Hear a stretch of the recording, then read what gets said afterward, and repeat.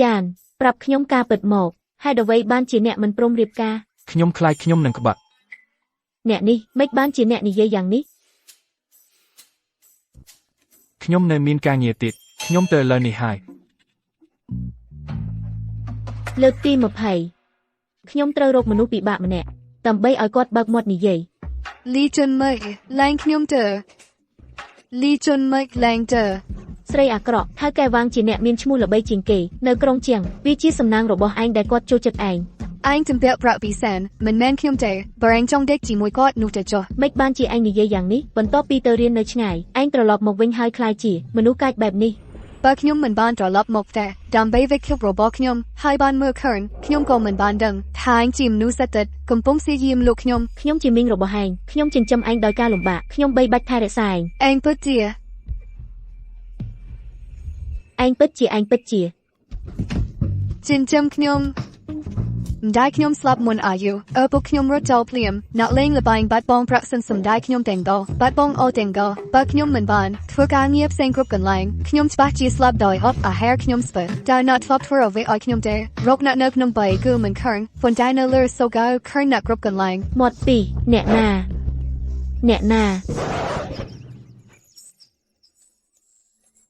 បោះនាងទៅលើក្រោយថៅកែវាងខ្ញុំនឹងបងថ្លៃបន្ថែមចាំ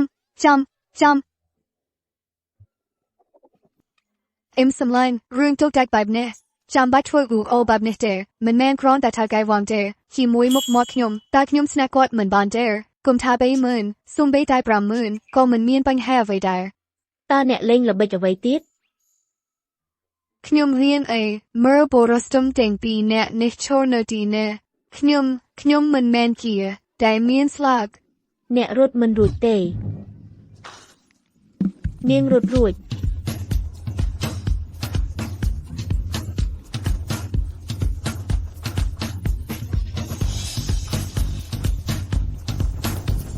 ទៅណា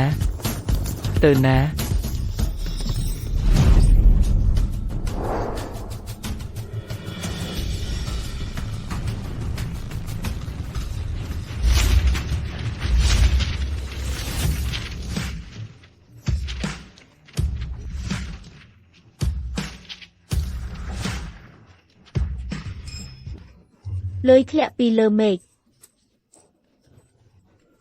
របស់ខ្ញុំឯ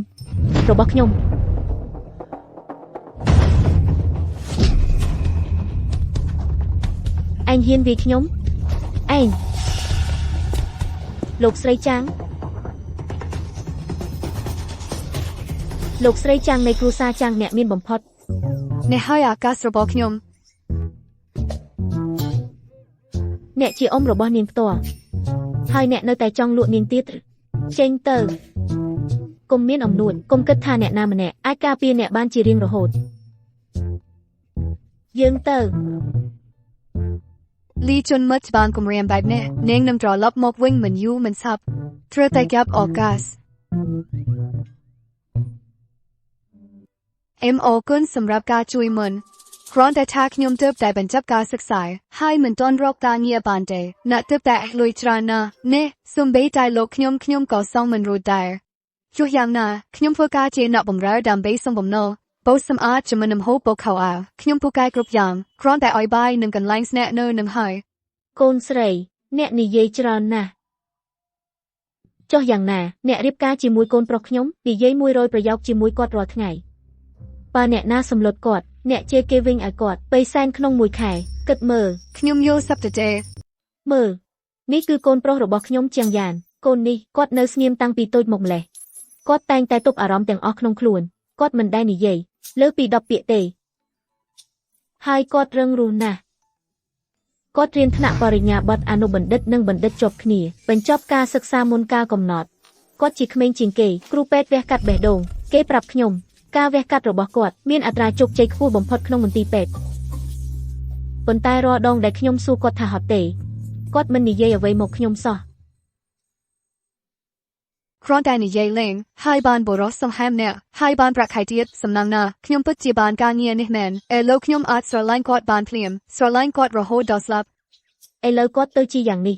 សូម្បីតែត្រូវបានបដិសេធក្នុងការណាត់ជួបមិនអាចបន្តបែបនេះទៀតបានទេ គាត់ត្រូវតែបង្កើតគ្រួសារមែនទេ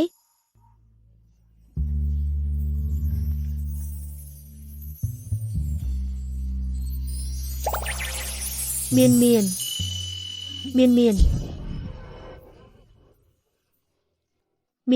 ីងសន្យាជាមួយនាងនៅពេលដែលអាយ៉ានប្រសើរឡើងហើយអាចនិយាយកាន់តែច្រើនមីងនឹងអនុញ្ញាតឲ្យនាងទៅភ្លាម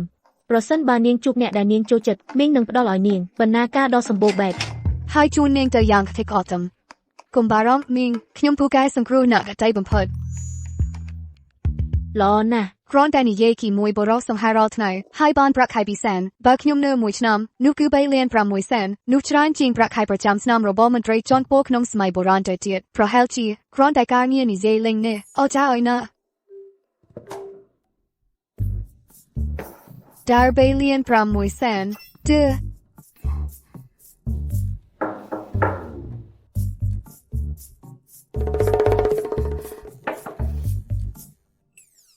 គូទ្វែរខ្លាំងប៉ុណ្ណេះហើយនៅតែគ្មានអ្នកឆ្លើយឯងធ្វើដោយចិត្តណាមែនទេ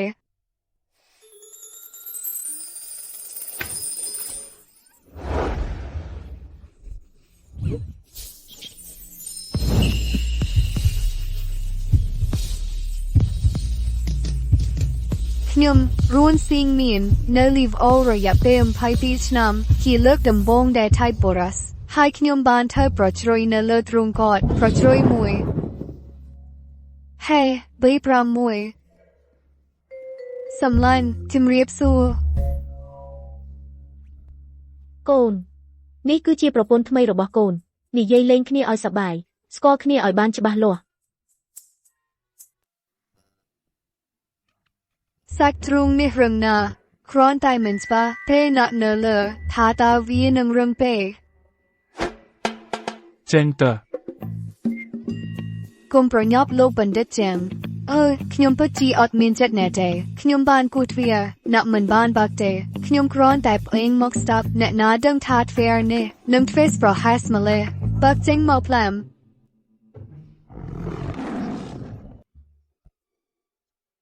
នាងពិតជាខ្លាំងមែនសួស្តីប្តីខ្ញុំឈ្មោះរួនស៊ីងមានខ្ញុំអាយុ22នៅតំបន់សានជិតតែរៀនជិបសាកអូសេឡៃរយៈពេល4ឆ្នាំអូសៀលមិនម្ដាយណាបានមកទូខ្ញុំនៅមាត់ទ្វារហាញតែនិយាយចប់ហើយមែនទេចាំនៅមានទៀតម្ដាយណានិយាយថានាងឲ្យខ្ញុំ3សែនក្នុងមួយខែដើម្បីធ្វើជាដៃគូចែកប្រាក់ខែរបស់ណានិងជាប្រពន្ធដូច្នេះតាមបច្ចេកទេសខ្ញុំមកទីនេះដើម្បីធ្វើការរីឯរឿងនោះថ្ងៃដំបូងនៃការងារលោតទៅលើថៃកែនោះជាកំហុសរបស់ខ្ញុំនឹងពិចារណាឡើងវិញ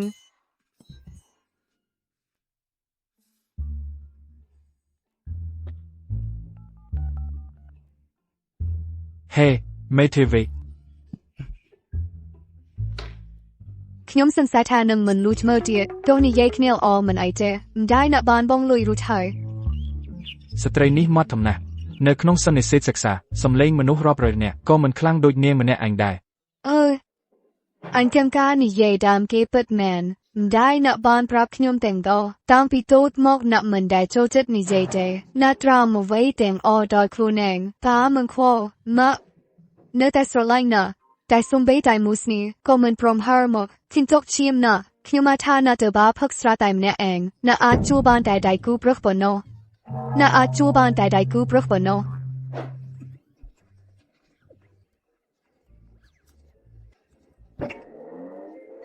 តើធ្វើម៉េចឲ្យអ្នកចេញទៅ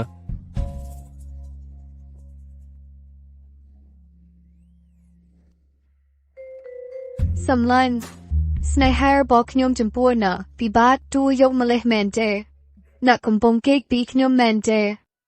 សំណាងល្អខ្ញុំជាគ្លីបក្រដាសមិនថាអ្នកពុតយ៉ាងណាទេខ្ញុំនឹងរសារែងនាងឲ្យប៉ុន្មានខ្ញុំនឹងឲ្យទ្វេដង3សែន3ថ្ងៃ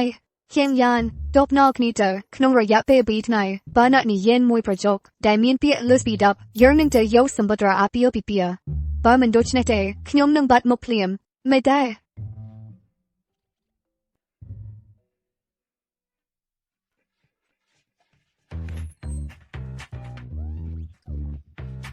អណាព្រម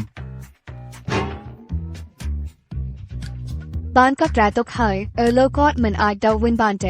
ดอสไรกีมวยมนุษย์มีแบบเนขยมมีนกำลังหนึ่งละเบจรันดาวบ้านไปเลียนปรามวยเซนเตรียมคลูนจะตัวกาดอสไร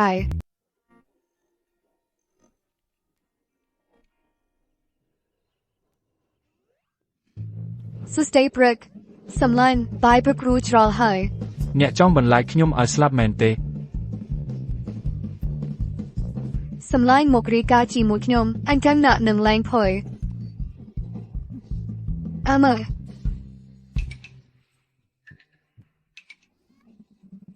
สำลัน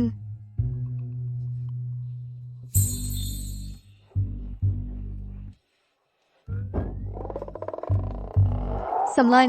เขาในใจนิกนะบานบอกโจกนงการเยลัยนักเมียนอารมณ์บานเจ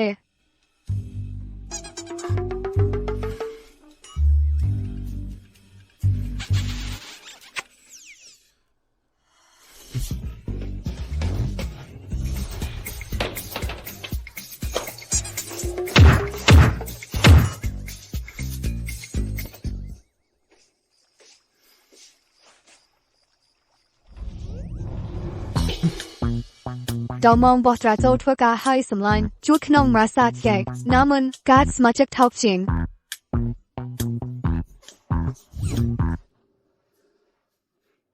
ចេញទៅ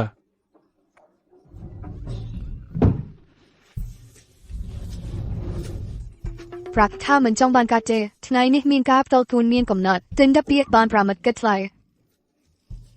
រត់ទៅចូលមកក្នុងបន្ទប់ទឹកបុរាណនេះមានន័យអ្វីអ្នកមិនដឹងទេថាវាអាចធ្វើឲ្យអ្នកត្រូវគេចាប់ខ្លួនហើយមានកំណត់ត្រាស់ល្អដែលចូលតែកន្លែងខ្ញុំ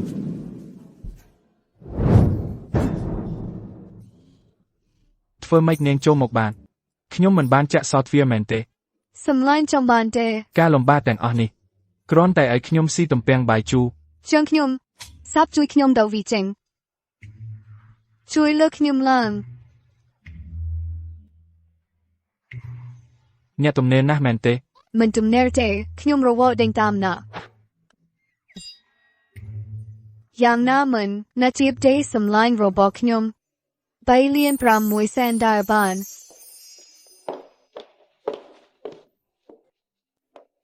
អាយ៉ាននឹងមាននៅឯណាយុវម្ចាស់នៅក្នុងបន្ទប់សិក្សាអនាគតអ្នកស្រីក៏នៅក្នុងបន្ទប់សិក្សាដែរ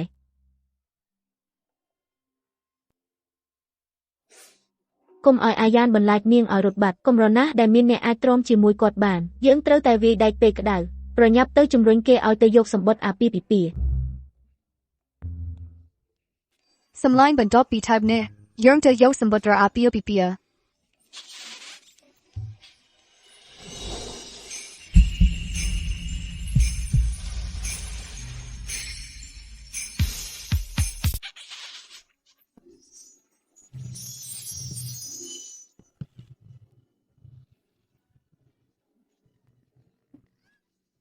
เอ็งคิดไงល្អណាស់ខ្ញុំមិនដែលគិតថាកូនប្រុសខ្ញុំនឹងមានថ្ងៃដែលគេប្លន់គាត់នៅផ្ទះពេលណាអ្នកទាំងពីររៀបការតើអ្នកចង់ឲ្យខ្ញុំជួយរៀបចំឲ្យអ្នកទេ មិនចាំបាច់ទេនាំនាងទៅឆ្ងាយ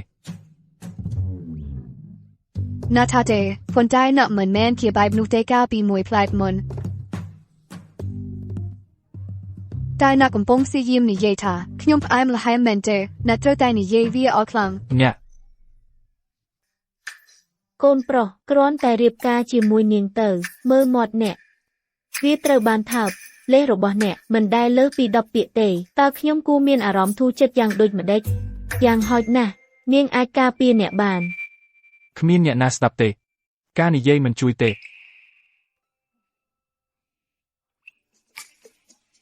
ដូច្នេះអ្នកចង់រៀននិយាយមែនទេ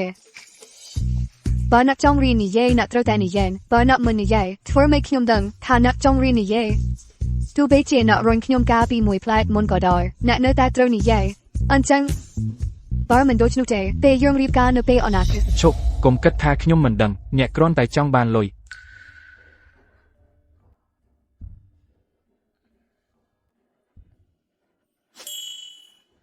เสียงเย็นนักนิยายบานดับรำเปียกกาพนอลคือกาพนอลรีบกาจีมวยขยมมิสลมันเปได้ยืมพนอลขเนียขยมบานทักจก បើណាក់មិនតែចោះឈ្មោះរៀបការជាមួយខ្ញុំនឹងចូលការទុកនោះទៅប្រាប់ពិភពលោកទាំងមូលហើយគ្រប់គ្នាដឹងថាអ្នកគឺជាមនុស្សអាក្រក់និងអ្នកបំបាក់បេះដូងគេ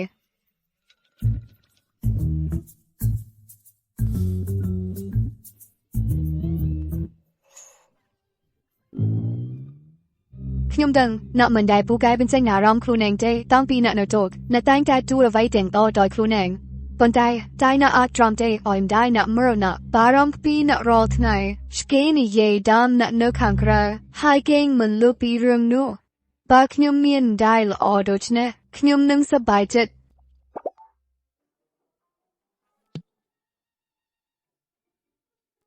កូនប្រុសម្ដាយនៅអាយុមិនបានប៉ុន្មានឆ្នាំទៀតទេបំណងប្រាថ្នាតែមួយគត់របស់ម្ដាយគឺឃើញកូនមានគ្រួសារពីរនាក់នោះតើគេចាត់ទុកខ្ញុំជាមនុស្សដែរឬទេពេលណាគេបានហាត់សំរឿងនោះយោហើយល្អណាស់សម្លាញ់ខ្ញុំដឹងហើយអ្នកមិនមែនជាមនុស្សស្បែកតែបោះបង់ពាក្យសន្សារល្អអញ្ចឹងម្ដាយនឹងទៅរៀបចំបន្ទប់រៀបការឲ្យកូន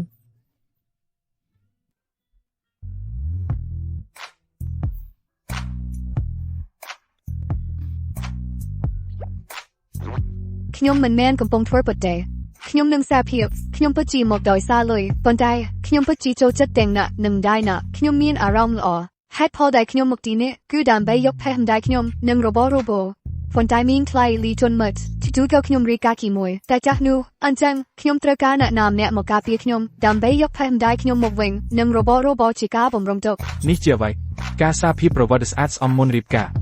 ហើយក៏សារភាពចំពោះខ្ញុំកុំគិតថាការសារភាពនឹងធ្វើឲ្យខ្ញុំតង់ចិត្តកុំបារម្ភខ្ញុំនឹងមិនដែលជ្រៀតជ្រែកជាមួយសេរីភាពរបស់អ្នកទាល់តែសោះកិច្ចសន្យារៀបការរបស់យើងនឹងមិនយូរជាង2-3ខែទេពេលដល់ពេលនោះខ្ញុំពេញកិច្ចការដែលម្ដាយអ្នកបានប្រកល់ឲ្យខ្ញុំនឹងកាត់ចេញភ្លាមអញ្ចឹងរៀបការជាមួយខ្ញុំមិនអាក្រក់ទេមែនទេនាងមានក្លិនក្រអូបណាស់ដូចជាពុកម្ដាយក្មេងដែលយកនំសិតប៊ឺរីមកឲ្យក្មេងមានរឿងអ្វីហេតុអ្វីបានជាអ្នករត់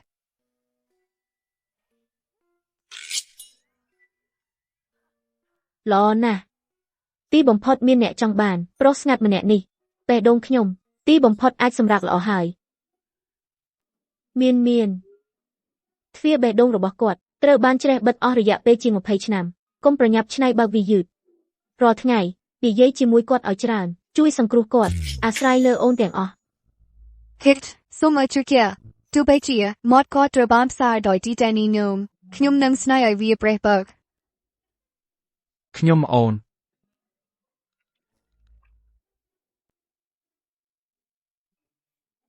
ខ្ញុំប្រាប់អូនណាកាលយើងនៅក្មេងពេលយើងទៅបោះតង់គាត់យកកាបូបអាហារសម្រន់ដ៏ធំមក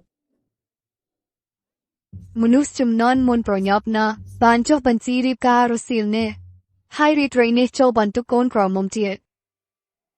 ថើបំខាងណាលើកមុនឆ្វេងយូស្តាំ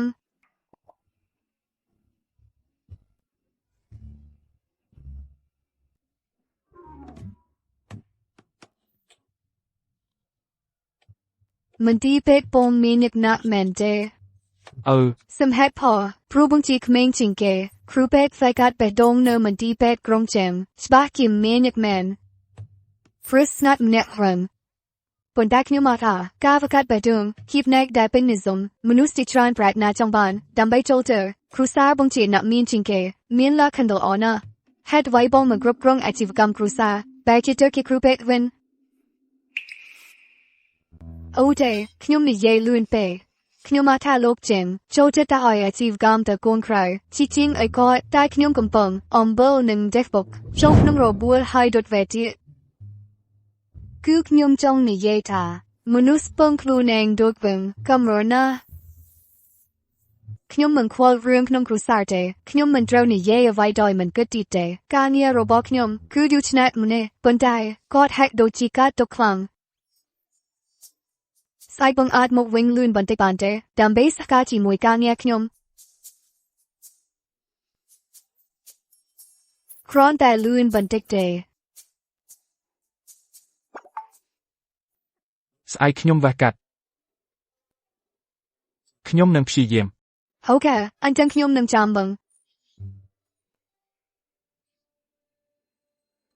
ល្អណាស់រស់រវើកនិងមានសុខភាពល្អលោតលេងសប្បាយក្មេងស្រីរស់រវើកពិតជាគ្មានកង្វល់រៀបការជាមួយខ្ញុំបានកន្លះថ្ងៃហើយនាងដេកលក់ក្នុង30វិនាទីហើយស្រមុកទៀត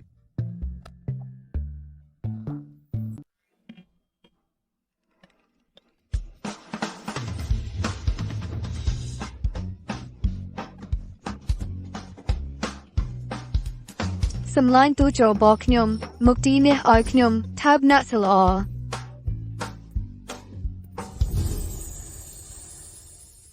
អ្វីខ្លាចពេកមិនហ៊ានថើបទេខ្ញុំខ្លាចដែរ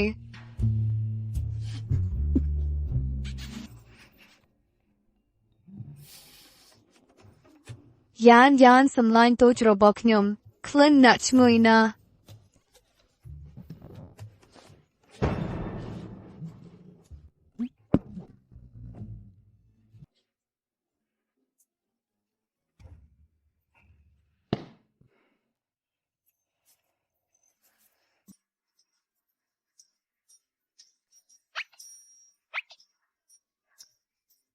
ពិតជាសបិនដូពេញចិត្ត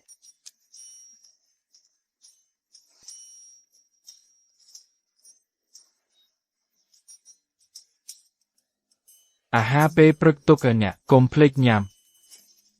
Nary ស្ថានភាពយ៉ាងម៉េចវាអញ្ចឹងពេលអ្នកត្រៀមរួចគ្រាន់តែមកតែចាំ អូខេនាងតូច អញ្ចឹងខ្ញុំនឹងពឹងផ្អែកលើអ្នកទាំងអស់គ្នា អូខេយល់ហើយ មានការភ្ញាក់ផ្អើលបន្ទាប់ពីធ្វើការមកតែឲ្យលឿនកុំភ្លេចខ្ញុំពូកែណាពេលគេយ៉ានឃើញវាគាត់នឹងភ្ញាក់ផ្អើលខ្លាំង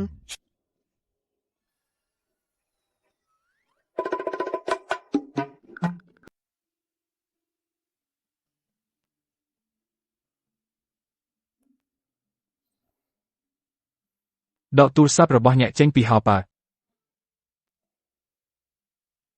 ប្រាប់ខ្ញុំផងបើមានសារចូលមកអូខេលោកវិជ្ជបណ្ឌិតជាងអូយបរោះដែលមិនដែលប្រើពាក្យលើសពី10ពាក្យក្នុងមួយប្រយោគគ្រូពេទ្យមុខត្រជាក់មានអ្នកណាម្នាក់ពិតជាចង់ជែកជាមួយគាត់មែនទេវ៉ូមានមែនតែន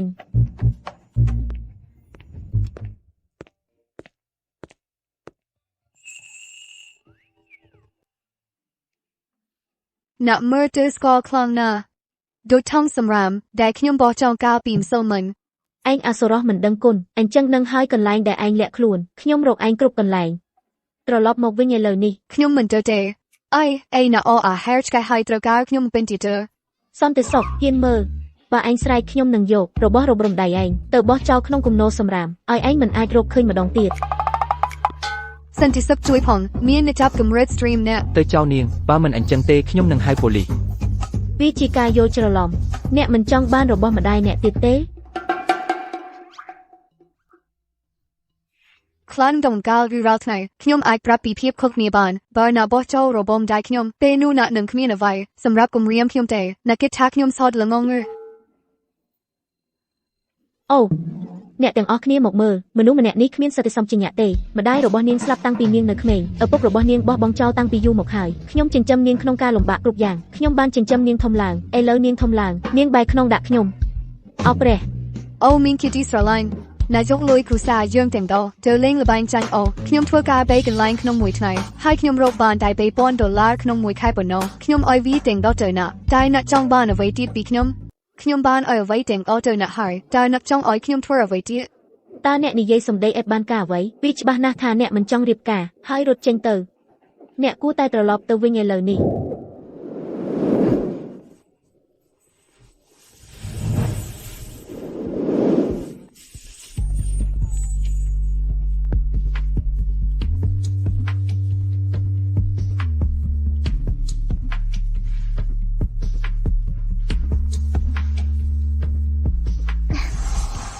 ញ៉ាំមិនអីទេអត់ទេខ្ញុំត្រូវការធ្វើបបប្តីខ្ញុំដើម្បីឲ្យទូរស្រាល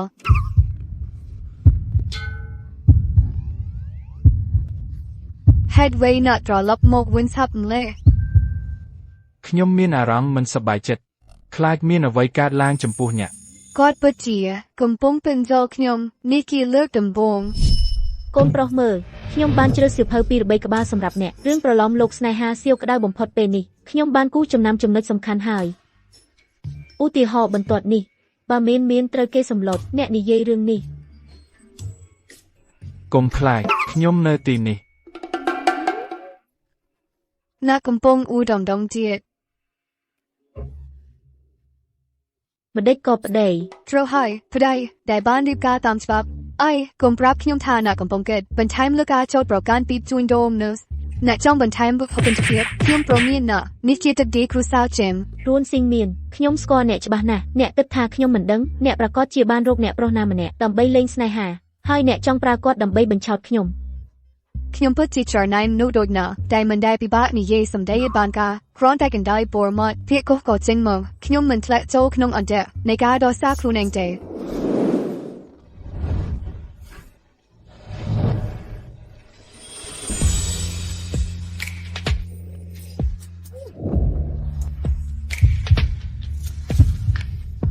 អ្នកបាននិយាយថាត្រូវការថើបដើម្បីឲ្យធូរស្រាល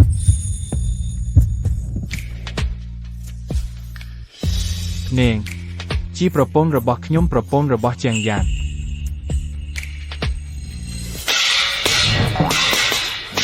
ជាងយ៉ាងបុរសក្នុងចំណោមបុរសអ្នកដឹកនាំក្នុងចំណោមអ្នកដឹកនាំនៅក្នុងចិត្តរបស់រួនស៊ីងមានជារៀងរហូតនឹងអមតៈ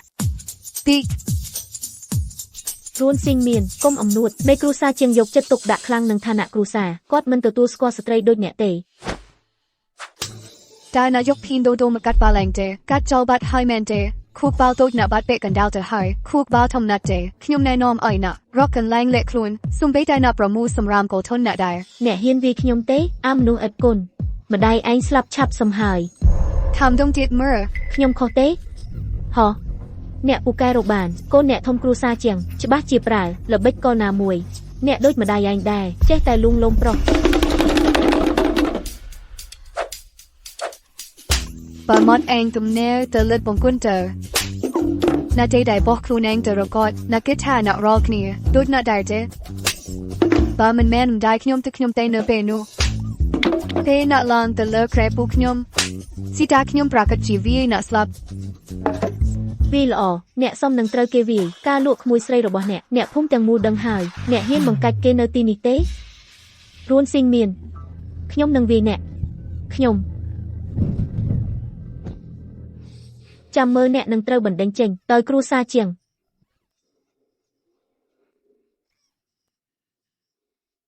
Who had peck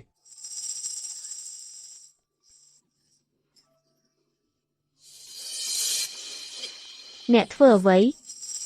ចាប់នាងទៅបាក់ឆ្អឹងជំនី2ម្រាមជើង10ចាក់ម្ជុលចូលម្រាមជើងនីមួយបន្ទាប់មកដាល់សាច់ដុំស្មាកំពួនដៃខាងក្នុងសាច់ដុំស្មាខាងក្រោយបន្ទាប់មកប្រើក្តាប់ទង់លើសាច់ទង់នៅចង្កេះឆ្អឹងនីមួយត្រូវតែបានវាយឲ្យដល់បន្ទាប់ពីវាយរួចបញ្ជូនទៅមន្ទីរពេទ្យជួសឆ្អឹងជំនីរួចបន្តវាយទៀត Ferrari និយាយច្រើនពេកតែម្ដងតែអាចជារបស់ខ្ញុំវិធីសង្គ្រោះក្រុមស្គរចង្កេះបានផលហើយខ្ញុំត្រូវតែបញ្ឆិតខំនិងសម្រេចបានសេរីរុងរឿងថែមទៀត រួនស៊ីងមានខ្ញុំជាមីងឯងអ្នកមិនអាចធ្វើបែបនេះដាក់ខ្ញុំទេ អូមីងណាអាចទៅដោយស្ងប់ចិត្តពួកគេនឹងថែរក្សាអ្នកបានយ៉ាងល្អនេះជាពរជ័យរបស់អ្នក ឥឡូវធូរស្រាលហើយ ពិតណាស់អូគុណប្រដេ នាងស្រីតើយើងនៅតែត្រូវសម្ដែងដែរទេ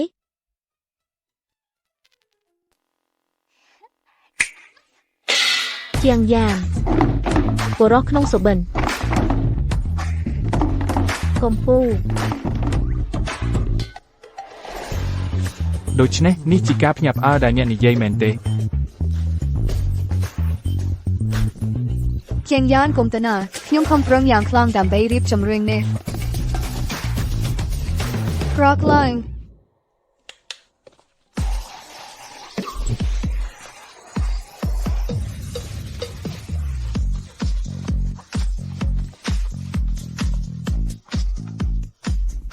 ក្មេងប្រុសប្រពន្ធល្អនាងក៏ក្លាហានណាស់ដែរ មែនហើយអ្នកក៏គូរ៉ាំដែរខ្ញុំនឹងបង្រៀនអ្នក ខ្ញុំមិនបាច់ទេ ហេទេខ្ញុំពិតជាមិនអាចទេ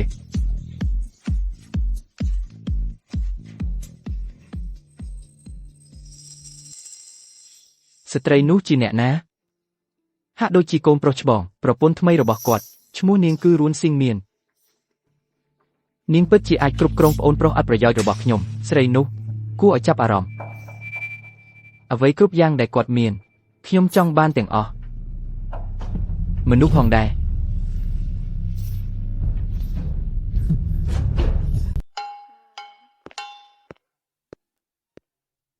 អញកំពុងកិននេះអ្វី Kim Yan ថ្ងៃនេះពេលឡើងជេរលីឈុនមើលអញហាក់ដូចជានិយាយបាន30អូអត់ទេ40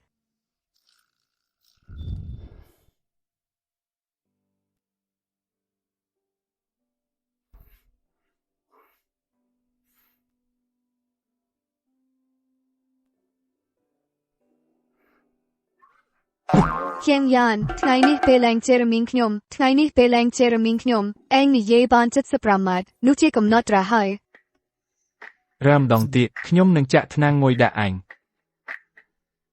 នោះបាន7ម៉ាត់ទៀតពេលឥឡូវនេះអញនៅជាមួយខ្ញុំពេលឥឡូវនេះអញនៅជាមួយខ្ញុំអញនឹងមិននិយាយតិចជាង5ម៉ាត់ទេអញនឹងមិននិយាយតិចជាង5ម៉ាត់ទេនេះរីកចម្រើនខ្លាំងណាស់ត្រូវតែបន្តទៀត ពីពេលនេះទៅកុំធ្វើដោយខ្លួនឯង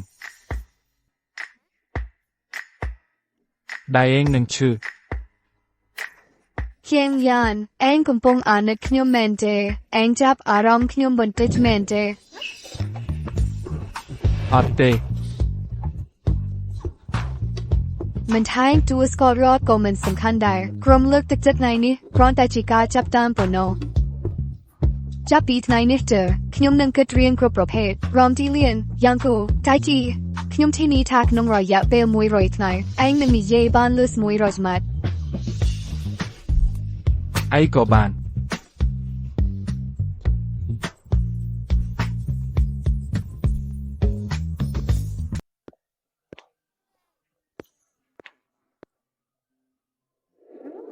អ្នកមិនដេកទេខ្ញុំគិតថាអ្នកជាមនុស្សស្រិនសាក់ថ្ម5នាទីហើយប្រើបានពេញមួយថ្ងៃ បាយព្រឹកនៅលើហើយញ៉ាំហើយទៅ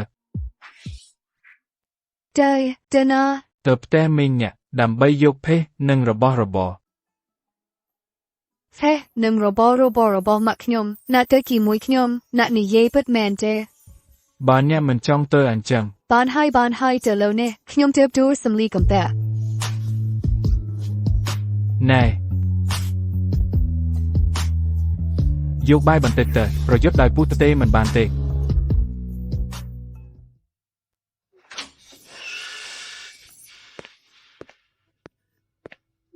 អ្នកត្រឡប់មកវិញធ្វើអី លីជុនមីអ្នកធ្វើខុសត្រូវសឹងខ្ញុំមកជាមួយអង្គរស្ដើម្បីទារបំណុលអ្នកជំពាក់ជីវិតមកខ្ញុំនិងផេះនិងរបស់មកខ្ញុំថ្ងៃនេះយើងនឹងដោះស្រាយរឿងនេះ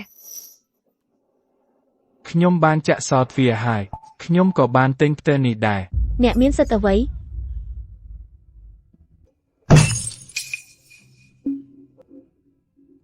លីជុនមីបើអ្នកមិនចង់ត្រូវគេវាខ្ទេចអញចាំប្រញាប់ប្រកល់របស់មកខ្ញុំមក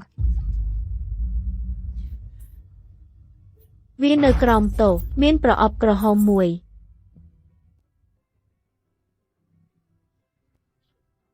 ប៉ុន្តែរីឯសវិញវានៅក្នុងពោះម៉ាក់អ្នកហើយត្រូវបានបូជាផងដែរបើអ្នកចង់បើកអ្នកដោះស្រាយខ្លួនឯង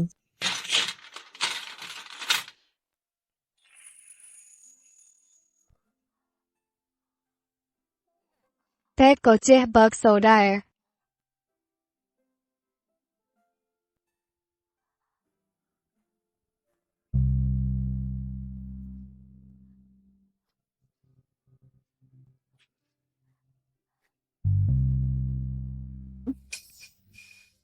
អ្នកលាក់អ្វីផ្សេងទៀតទេប្រគល់វាទាំងអស់មកបើមិនអញ្ចឹងទេខ្ញុំនឹងហែកអ្នកជាដុំ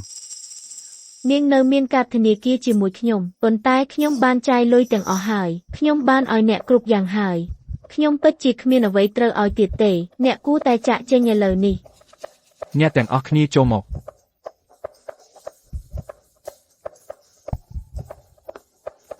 លីឈុនមី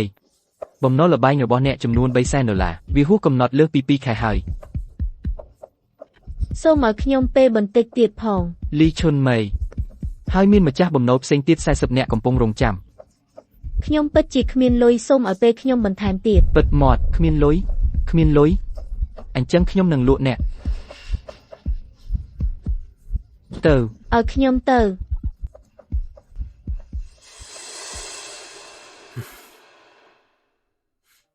ឃ្លាន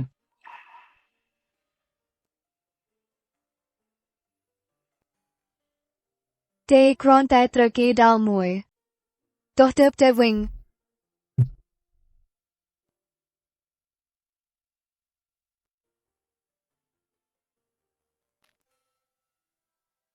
ថ្ងៃនេះមេនមានបានលេខ1ក្នុងថ្នាក់ពេលនាងប្រគល់វិញ្ញាបន្ទាត់ភ្នែកនាងភ្លឺចែងចាំងដូចឪពុកនាងដែរប៉ុន្តែនាងរឹងមាំជាងគាត់នាងនឹងមិនរត់ចេញទេមានសួរខ្ញុំហេតុអ្វីប៉ាបោះបង់យើងខ្ញុំក៏ឆ្លើយព្រោះគ្មានបរិះណាល្អទេមានរបស់យើងគឺជាកូនដ៏ល្អបំផុតនៅលើលោក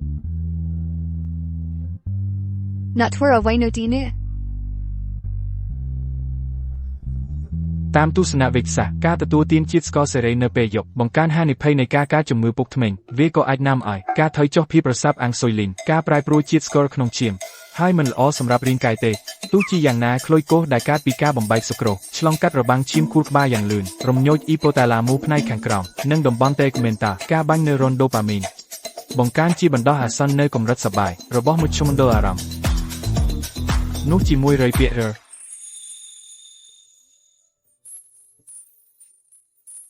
នេះជារបៀបដែលអ្នកតែងតែលួងលោមអ្នកដទៃអ្នកធ្វើបែបនេះដោយចិត្តណា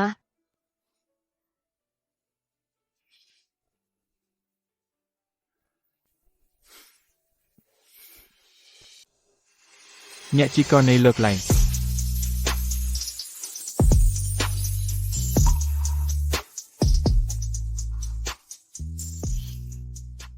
នៅពេលខ្ញុំអាយុ8ឆ្នាំប៉ារបស់ខ្ញុំបានរត់ចោលម៉ាក់របស់ខ្ញុំតែម្នាក់ឯងបានចិញ្ចឹមខ្ញុំគាត់មិនដែលនិយាយពីគាត់ទេខ្ញុំសួរគាត់ថាហេតុអ្វីគាត់គ្រាន់តែនិយាយថាមានចាប់ពីពេលនេះទៅយើងនៅជាមួយគ្នាតែណាក់នឹងម៉ាក់ទៅរហូតដល់ខ្ញុំធំឡើងទើបខ្ញុំដឹងថាប៉ារបស់ខ្ញុំបានបង្កើតគ្រួសារថ្មីរួចហើយម៉ាក់របស់ខ្ញុំដឹងតាំងពីដំបូងមកមែនគាត់ខ្លាចខ្ញុំកើតទុក្ខអញ្ចឹងគាត់មិនដែលប្រាប់ខ្ញុំតែណាក់មិនគិតថាគាត់ល្ងងទេគាត់ទ្រាំបន្ទុកនោះយូរណាស់ហើយពេលគាត់ឈឺក៏មិនប្រាប់ខ្ញុំដែរពេលខ្ញុំត្រឡប់មកវិញគាត់បានស្លាប់បាត់ទៅហើយគាត់លះបង់ពេញមួយជីវិតសម្រាប់ខ្ញុំហើយមិនដែលចាក់ចេញពីស្រុកតូចនោះសោះ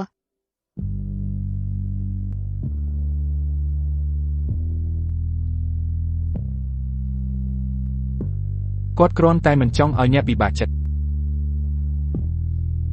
ខ្ញុំក៏ដូចគ្នាដែរ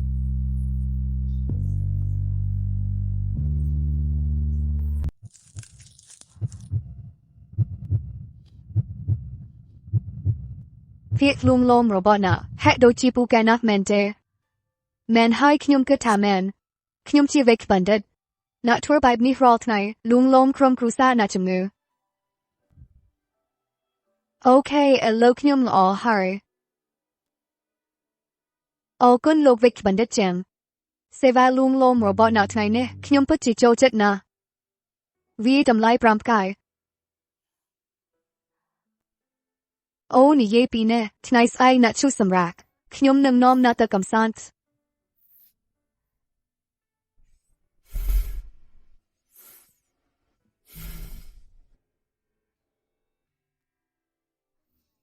ជាងយ៉ាងទៅហើយប្រាប់អ្នកថាការទៅកំសាន្តស្បាយណាស់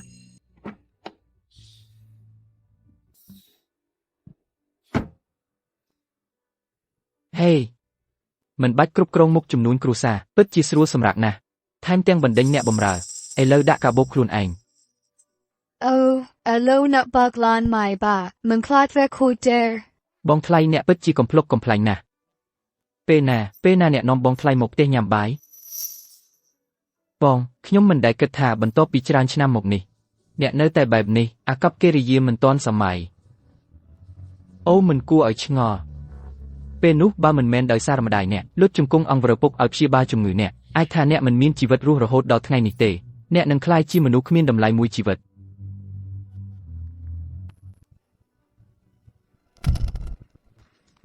អាយ៉ានអ្នកគ្រួសារសូមស្ងប់ស្ងាត់នេះជាបន្ទប់សង្គ្រោះអ្នកមិនអាចចូលបានទេ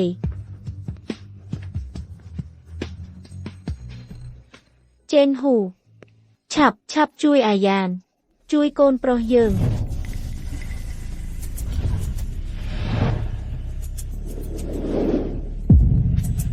ចេនហ៊ូជួយកូនប្រុសយើងខ្ញុំសុំអ្នកហើយចេនហ៊ូអ្នកជួយគាត់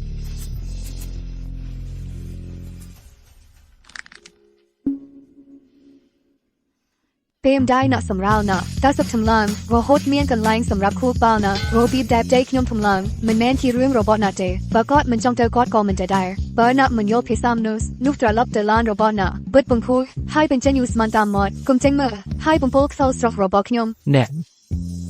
ទៅសម្លាញ់យើងត្រឡប់ទៅវិញទៅ មិនអីខ្ញុំមិនដែលគិតថាបងប្រុសរបស់ខ្ញុំនឹងរៀបការជាមួយស្ត្រីមាត់អាក្រក់បែបនេះខ្ញុំចូលចិត្តមើលខ្ញុំដណ្ដើមនាងពីគាត់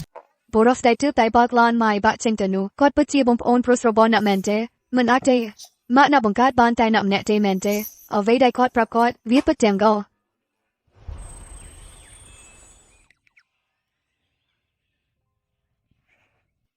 ជាងយ៉ានកុំទុកក្នុងចិត្តតែម្នាក់ឯងខ្ញុំនឹងមិនសួរទីទេប្រាប់ខ្ញុំពេលអ្នកត្រៀមខ្លួន គាត់ឈ្មោះជាងហេងកូនក្រៅច្បាប់ កូនក្រៃដូច្នេះគាត់នឹងហើយកូនចិញ្ចឹមរបស់គ្រួសារជាងដែលគេនិយាយអ្នកដែលដណ្ដើមកន្លែងរបស់អ្នកក្នុងការទទួលមកអាជីវកម្មគ្រួសារ អ្វីដែលគាត់ចង់បាន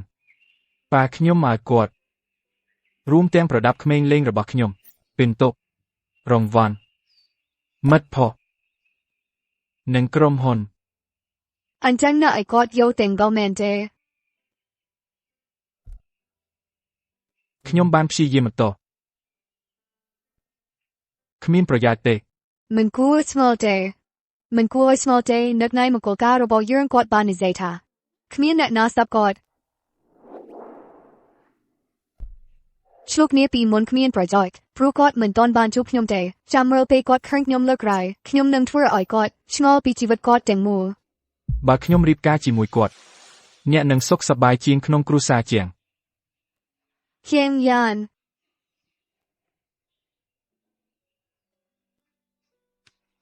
ខ្ញុំត្រូវបានដៃអ្នកជួលអ្នកជាអតីតជនដៃមួយគត់របស់ខ្ញុំកូនក្រៃពូមានអ្វីពិសេសបើអាក្រក់បំផុតយើងក៏មានមួយដែរ រីកាជាមួយគាត់ស្រមៃទៅចុះមើលមកគាត់បើខ្ញុំមិនស្កេនស៊ូអាលើមកគាត់ខ្ញុំមិនដឹងថាអ្នកណាជាឪពុក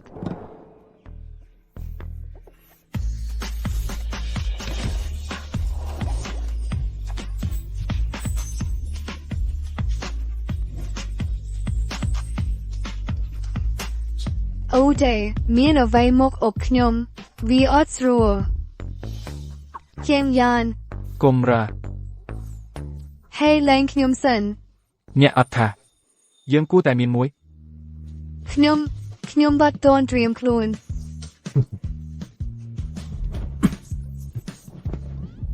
ជាងយ៉ានអ្នកកំពុងធ្វើអ្វីជាងយ៉ានអ្នកកំពុងធ្វើអ្វីដល់លែងខ្ញុំគ្រាន់តែជាដៃគូនិយាយលេងខ្ញុំមិនតសេវាកម្មផ្សេងទៀតទេ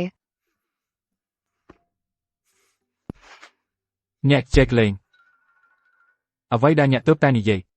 យម្ដងទៀតមក ខ្ញុំមិននិយាយទេខ្ញុំទើបតែប្រឌិតវាទាំងដល់ខ្ញុំស្ទើរតែភ្លេច ហេអ៊ីមមានជាងនោះឯណាហេតុអ្វីយើងមិនឃើញគាត់ថ្ងៃនេះ គាត់ទៅធ្វើដំណើរគាត់នឹងមិនត្រឡប់មកវិញមួយខែ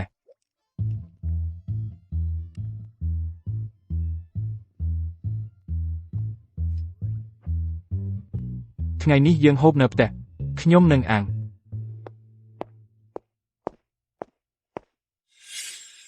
អ្វីដែលគាត់ចង់បានឪពុកខ្ញុំឲ្យគាត់រួមទាំងប្រដាប់ក្មេងលេងរបស់ខ្ញុំពិន្ទុរង្វាន់មិត្តភក្តិនិងក្រុមហ៊ុន ខ្ញុំដឹងហើយ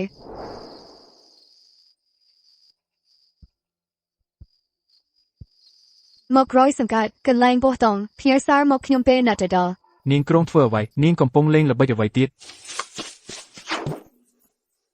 រូនស៊ីងមាន ចាំដើរត្រង់ទៅមុខគុំស្លប់មើលទៅ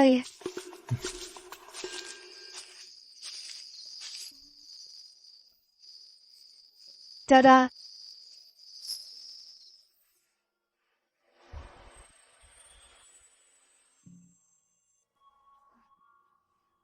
អញ្ចឹងមើលទៅយ៉ាងម៉េច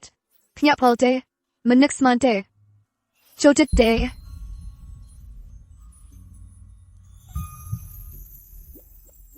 អ្វីទាំងកូននេះខ្ញុំបានបង្គាទិញនៅពេលយប់ហើយវាមកដល់នៅថ្ងៃបន្ទាប់ទោះបីជាវាមិនល្អដូចរបស់ចាស់របស់ណាក៏ដោយទាំងនេះជារបស់ថ្មីស្រឡាងហើយមិនដែលមានអ្នកណាប៉ាអ៊ីមនិយាយថាអ្នកចូលចិត្តបោះតង់កាពីនៅតូកនិងគូលត្រាមែនមើលទល់ត្រាមែនសេរ៉ូនេះសាច់ដុំទាំងនោះបន្តទាំងនោះលយវត្តអណាបើណាមិនចូលចិត្តទេខ្ញុំនឹងដូរវីទៅជាគូលត្រាមែនទីកែយូគូលត្រាមែនលីអូ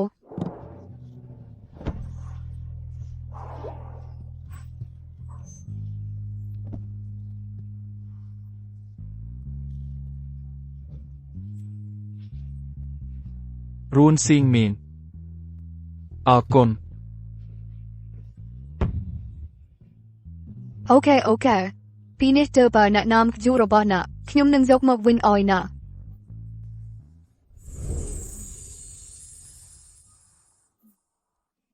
ខរទេទល់ត្រាមែនសេរ៉ូនេះខាងក្រៅមើលទៅត្រជាប៉ុន្តែខាងក្នុងទិនគាត់ត្រាំគ្រប់យ៉ាងតែម្នាក់ឯងដូចណាអញ្ចឹង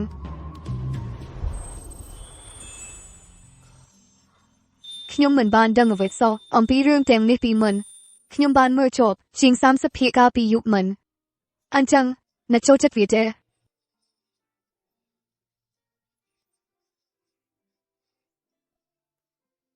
អូហូចឹងខ្ញុំចូលចិត្ត ការសម្រុះសម្រួលមុនបានដំណើរការល្អហាក់ដូចជាបានផលត្រូវតែបណ្ដោះសន្ទុះនេះឲ្យដើរទៅមុខចូលទៅផ្ទាល់តែម្ដងធ្វើឲ្យគាត់បើកចិត្តបន្ថែមទៀត ហេបងថ្លៃមកលេងនឹងឬគួរឲ្យស្ដាយការិយាល័យគាត់មិនអាចមានអ្នកជំងឺច្រើនក្នុងមួយថ្ងៃទេអ្នកមិនពូកែស្មើខ្ញុំទេ ភិកសិតនៃការណាត់ជួបរបស់ប្តីខ្ញុំត្រូវក៏ទៅពីស្ដាជីមិនណាគេថាមនុស្សគ្រប់គ្នាដូចណាឧទាយពីមុខមាត់គ្មានខ្លឹមសារពូប្តីខ្ញុំបានធ្វើការវកាត់ចំនួន328ករនៃការពីឆ្នាំមុនជាមួយអត្រាជោគជ័យ78.7%ចំណែកឯណាវិញខ្ញុំមកថាអ្នកបានទិញឡានស្វ័យគ្រឿងការពីឆ្នាំមុនមានសង្សារ5នាក់ហើយចាយលុយអស់200លានដុល្លារ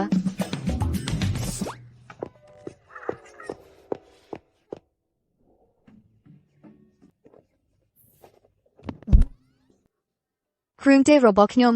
នេះជាអាហារពេលល្ងាចរបស់ជាងយ៉ាន នៅជាមួយបងខ្ញុំអ្នកនៅតែត្រូវទិញគ្រឿងទេសដោយខ្លួនឯងទៀតឬបងខ្ញុំមិនចេះគិតគូរតតែសោះបងប្រុសខ្ញុំពិតជាមិនចេះគិតគូរពីអ្នកដទៃទេនោះគឺបេលៀនហើយអ្វីអ្នកមិននៅជាមួយខ្ញុំ ខ្ញុំនឹងសុកលុយលើកក្រោយបើអ្នកកើតជំងឺខ្ញុំនឹងឲ្យប្តីខ្ញុំសង្គ្រោះអ្នកជីមិនប៉ុន្តែមើលទៅហេកបីដូចជាខ្ញុំគិតថាអស់សង្ឃឹមហើយអ្នកទៅតែត្រឡប់ទៅក្នុងផ្ទៃដៃវិញហើយក៏ជាថ្មីប្រហែលជានៅមានពេលផង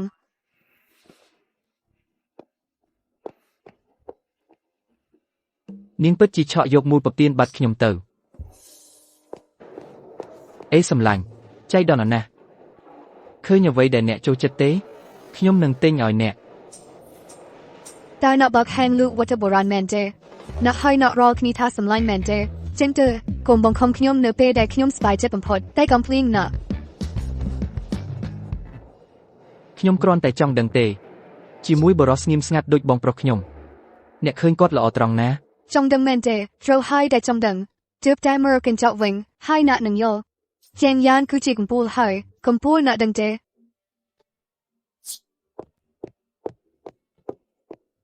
លោកម្ចាស់នារីវ័យក្មេងនោះបានឲ្យខ្ញុំប្រាប់អ្នកទិញរបស់ប្រើរួចនៅលើសួនហើយឈប់ដើរព័ទ្ធជុំវិញនាងទៀត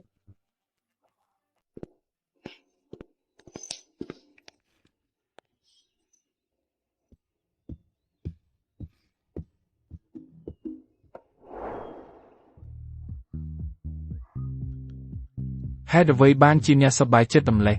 ថ្ងៃនេះខ្ញុំបានជួបប្អូនប្រុសស្បែកកណ្ដាលរបស់អ្នកអំដំទៀតខ្ញុំប្រាប់ណាខ្ញុំធ្វើឲ្យគាត់ខំដល់មកបាយចឹង បើថ្ងៃណាមួយកិច្ចព្រមព្រៀងរបស់យើងបញ្ចប់អ្នក ខ្ញុំពិតជានឹងជួយណាបើនិយាយពីទំនាក់ទំនងជិតស្និទ្ធហត្ថភាពរបស់អតិថិពិតជាពុស្ជាប្អូនប្រុសស្បែកកណ្ដាលខុសច្បាប់របស់អតិថិដែរ គ្រាន់តែព្រោះខ្ញុំជាអតីតប្តី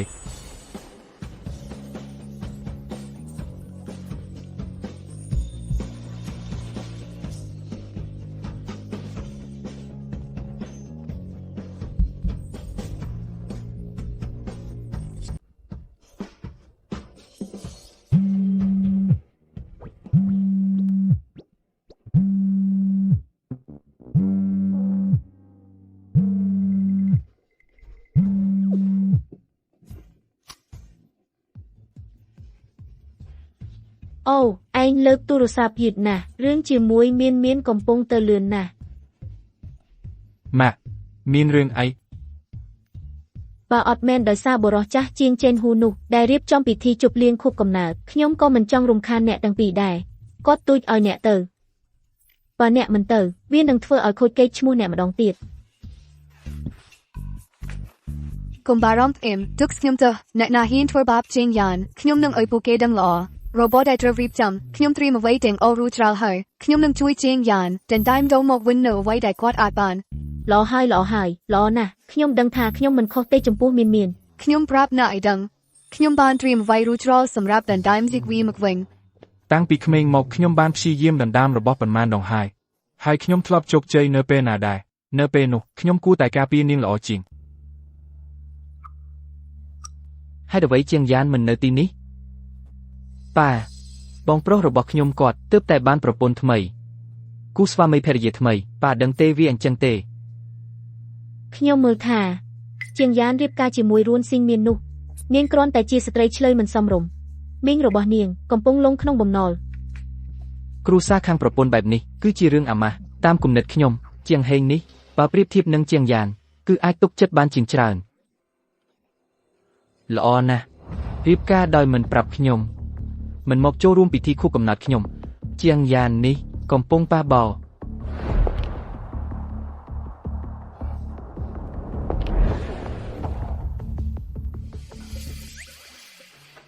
សំទោសណាស់ទាំងដល់គ្នា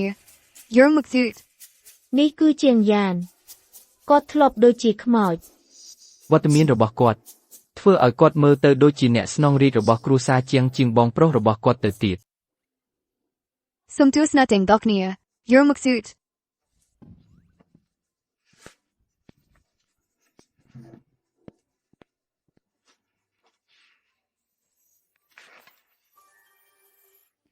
ស៊ីងមានមែនទេឬថាអ្នកទៅត្រឡប់ពីខាងជើងមកមនុស្សនៅទីនោះឆ្លើយសង្ឃឹមថាមិនឆ្លងមកអ្នកទេ ខ្ញុំបានទទួលពីពួកគេច្រើនណាស់បើខ្ញុំមិនចេះអ្នកណាម្នាក់មួយថ្ងៃទេខ្ញុំមានអារម្មណ៍មិនល្អពេញខ្លួនចុះយ៉ាងណាអ្នកសាឡបងមើល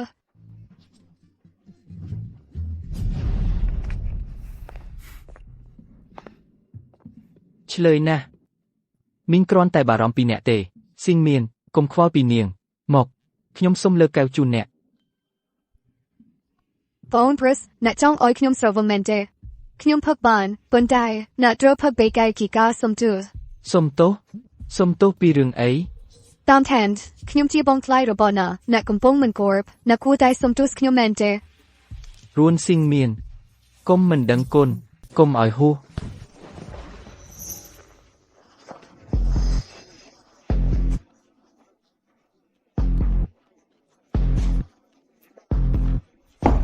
ល្មមហើយជាងយ៉ានមកបន្ទប់ធ្វើការជាមួយខ្ញុំ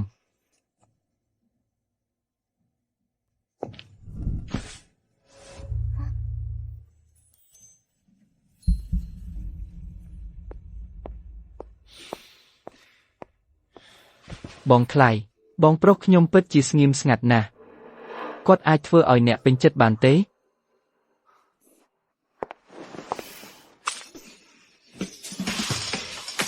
អ្នកគ្រាន់តែជាកង្កែបដែលផ្លោតទឹកបន្តិចហើយឥឡូវស្មានថាខ្លួនឯងជាអ្នកពូកែស្នេហាស្ stop ណាទាំងអស់គ្នាខ្ញុំធ្លាប់តែសាប់ខឹងខ្ញុំមិនមែនជាមនុស្សងាយឲ្យគេរករឿងទេខ្ញុំជឿណាស់ដែរមិនចេះដឹងការដែលមិនឈប់រករឿងខ្ញុំនិងប្តីខ្ញុំប្រសិនបើអ្នកណាហ៊ានមកចំដោដាក់ខ្ញុំអ្នកបន្តតែខ្ញុំនឹងបានចាប់គេគាត់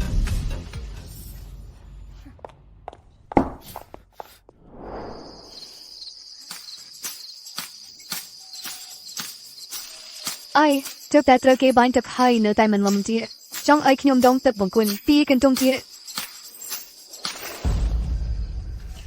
បងថ្លៃខ្ញុំចូលចិត្តកម្មជ្រួយតូចដូចអ្នកពេលយើងធ្វើស្នេហាអ្នកត្រូវតែក្តៅជាងនេះទៀត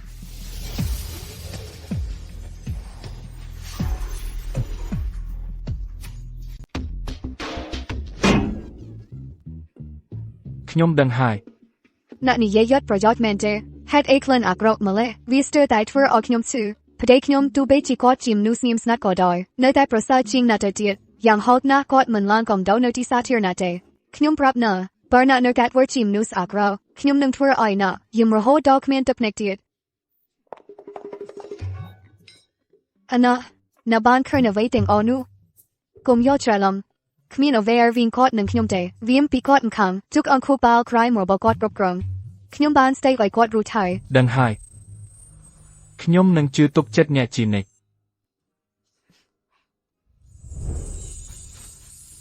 ជាងយ៉ាងរួនស៊ីងមានចាំមើលទៅអ្នកទាំងពីរ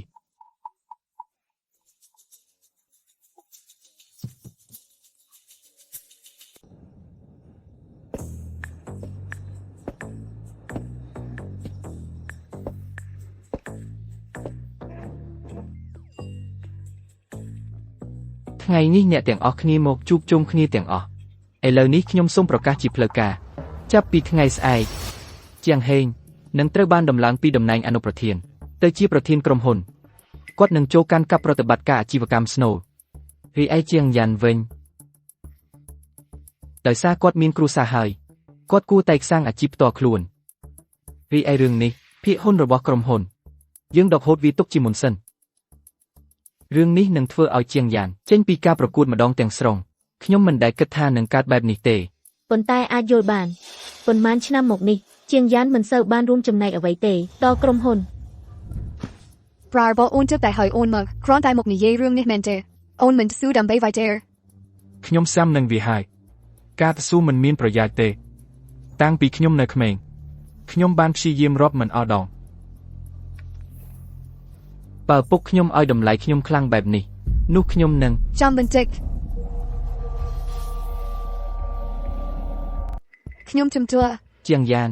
អ្នកត្រូវតែគ្រប់គ្រងប្រពន្ធរបស់អ្នកពេលអ្នកចាស់ទុំកំពុងនិយាយនាងជាអ្នកក្រៅតើនាងមានសិទ្ធិអ្វីមករំខាន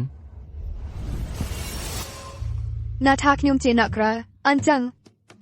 អ្នកក្រៅអ្នកនេះដូចជាសមាជិកគ្រួសារជាងណាស្គាល់កូនប្រុសរបស់អ្នកច្បាស់ជាង អ្នកថាអី ជាងយ៉ានជាអ្នកវ័យក្មេងជាងគេគ្រូពេទ្យវេកាត់បេដងនៅក្រុងចិនសូម្បីតែសាស្ត្រាចារ្យឲ្យមកពីបរទេសក៏គោរពគាត់ដែរលើកមុនណាត់ស៊ូគាត់បានធ្វើការវេកាត់ដែលមានរយៈពេលជាង20ម៉ោងហើយជួយសង្គ្រោះអ្នកពីមាត់ច្រឡំស្លាប់ហើយឥឡូវនេះអ្នកពិតជាចង់ដកហូតភៀកហ៊ុនដែលគាត់បានរកដោយស្មរំតែអ្នកមានស្ទីសម្ទិញដែរទេ គាត់ជាគ្រូពេទ្យតើនេះមិនមែនជាការងាររបស់គាត់ទេការមើលថែអ្នកជំងឺតើមិនមែនជាករណីកិច្ចរបស់គាត់ទេ ករណីកិច្ចដូច្នេះតើករណីកិច្ចរបស់អ្នកដែលជាកូនក្រៃច្បាប់វិញតែវាជាករណីកិច្ចរបស់អ្នកដើម្បីរងចាំអ្នកស្លាប់ហើយទទួលមកពីណា អ្នកនិយាយរឿងអីឥតប្រយោជន៍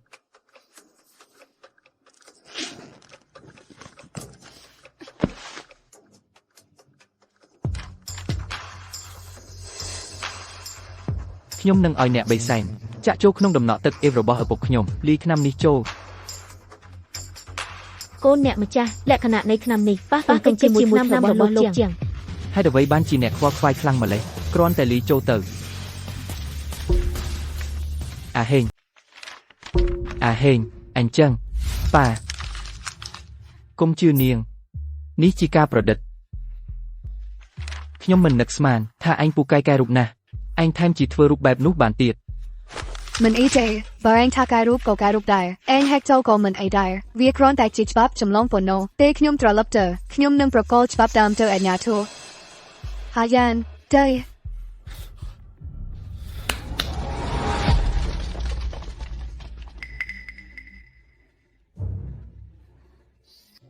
ឯងចង់បានអ្វីឯងចង់ឆ្លុះទេខ្ញុំមិនខ្លាចឯងទេខ្ញុំ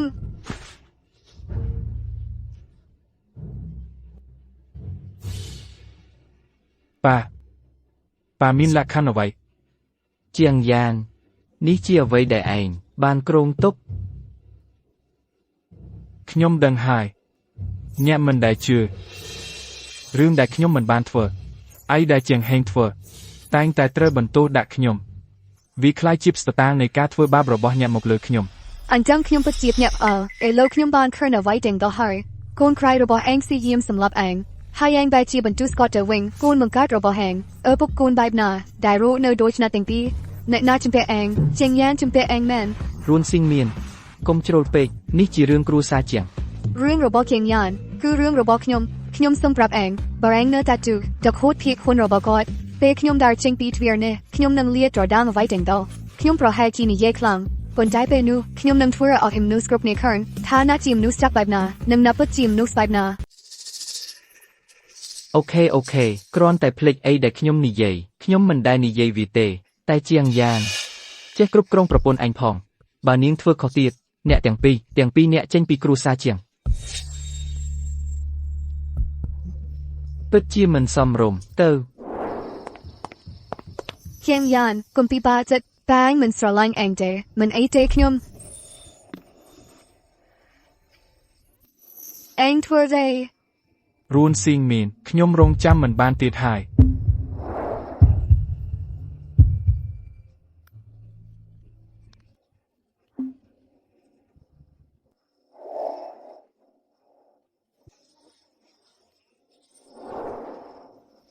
ជាងយ៉ាន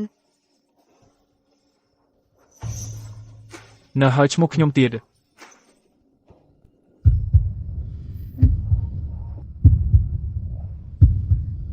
សំឡាញ់គឺ រួនស៊ីងមាន ខ្ញុំស្រឡាញ់អ្នក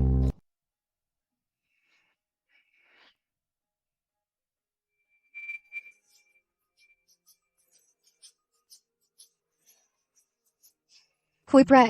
ខ្ញុំពិតជាបានធ្វើវីការពីម្សិលមិញខ្ញុំពិតជាបានដេកជាមួយជាងយ៉ាន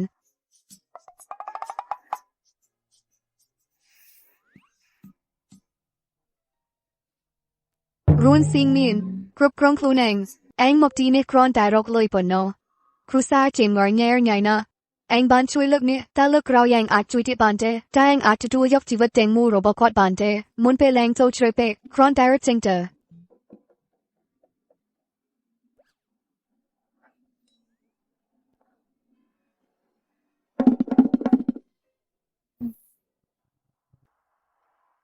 មាន មីងឯងត្រឡប់មកវិញហើយ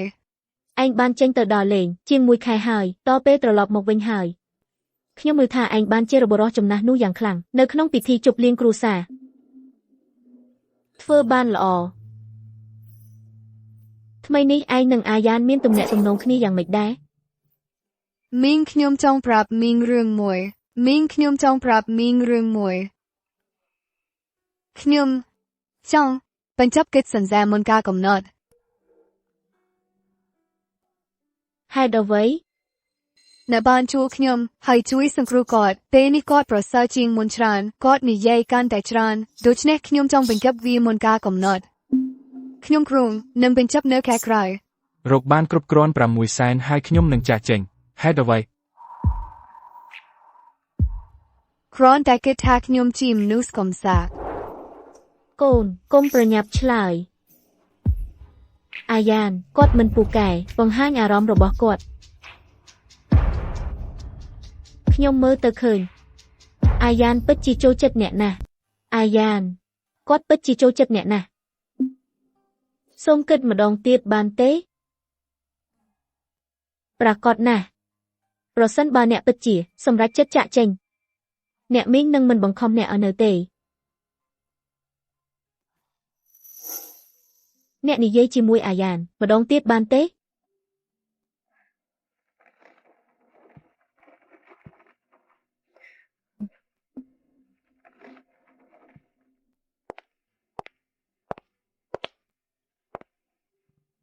ហេតុអ្វីបានជាអ្នកចង់លេងឡាយប់មិញអ្នកថែមទាំងសម្រេចបានខុសបាយទៀតរូតក៏បោះបង់ខ្ញុំចោល ខ្ញុំមិនមានន័យដូច្នេះទេ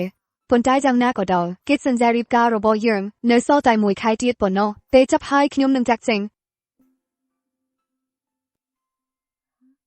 ឲ្យហេតុផលខ្ញុំមក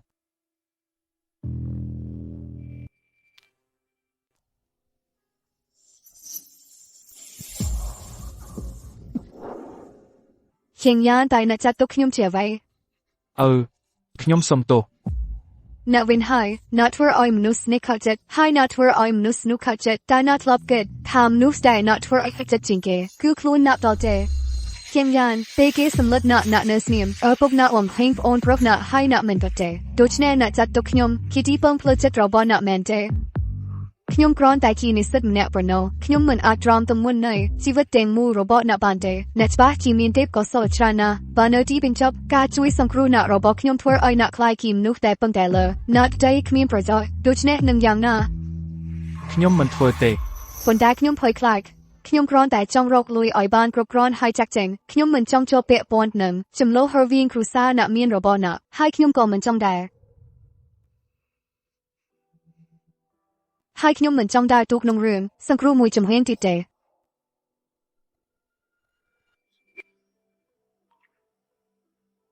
ខ្ញុំសុំទោសមានដែលខ្ញុំធ្វើឲ្យអ្នកមានអារម្មណ៍អសន្តិសុខគឺជាកំហុសរបស់ខ្ញុំលើកនេះឲ្យខ្ញុំជាអ្នកដេញតាមអ្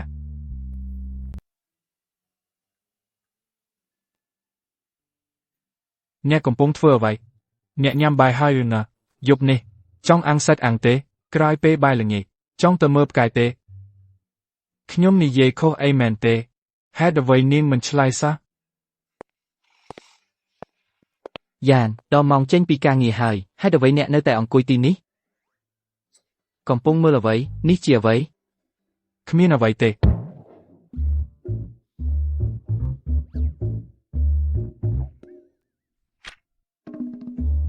មិនអាចទេអ្នកមានស្នេហាហើយឬ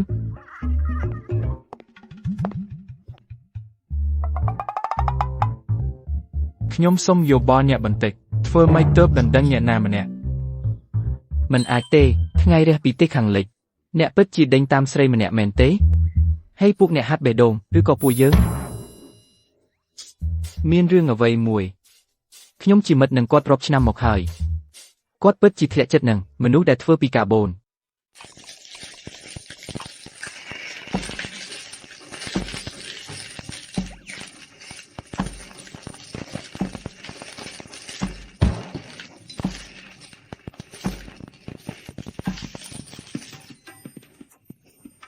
លោកម្ចាស់តើលោកចង់ញ៉ាំអ្វីប្រាប់ខ្ញុំត្រង់មកក៏បានដែរមិនបាច់ធ្វើដោយខ្លួនឯងទេ នាងចូលចិត្តឆ្អឹងជំនីរជូរផ្អែម ប៉ុន្តែអ្នកមិនអាចចាក់ស្ករនឹងទឹកខ្មេះចូលគ្នាទាំងអស់តែម្ដងទេវាឆេះអស់ហើយឆ្អឹងជំនីរជូរផ្អែមងាយស្រួលធ្វើណាស់គ្រាន់តែដាក់គ្រឿងផ្សំទាំងអស់ចូលប៉ុណ្ណោះ មកភ្លុកម្ហូបជូរផ្អែមរបស់ខ្ញុំមើល រួនស៊ីងមានរឿងអ្វី ខ្ញុំសំទោសខ្ញុំធ្វើឲ្យក្រែរបស់អ្នកប្រឡាក់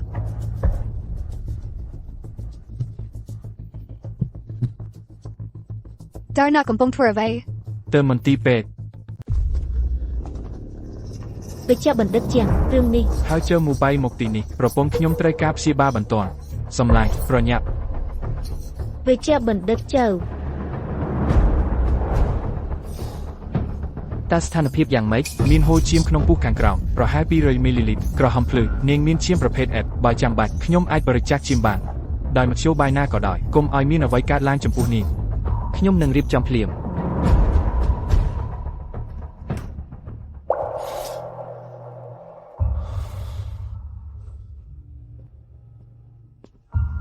វិជ្ជបណ្ឌិតជាងតើលោកចង់អង្គុយរងចាំទេ មិនបាច់ទេមានសូមឲ្យនាងមានសុខភាពល្អ តើមានអ្វីកើតឡើងគាត់មិនអាចធ្វើបែបនេះបានទេ តើពិតទេ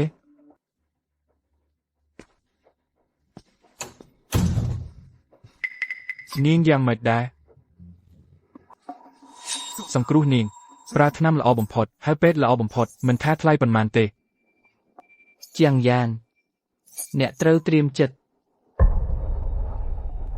និយាយអ្វីមកតាមានបញ្ហាអ្វីពិតប្រាកដ នាងកំពុងមករដូវគ្រាន់តែឈឺពោះពេលមករដូវលើសពីនេះនាងគេងមិនលក់ទេកាលពីយប់មិញនាងដួលសន្លប់ជាងយ៉ានអ្នកក៏ជាគ្រូពេទ្យដែរតើអ្នកមិនអាចបង្ហាញវិជ្ជាជីវៈមូលដ្ឋានខ្លះទេអ្នកដឹងទេមន្ទីរពេទ្យរបស់យើងកំពុងរវល់ខ្លាំង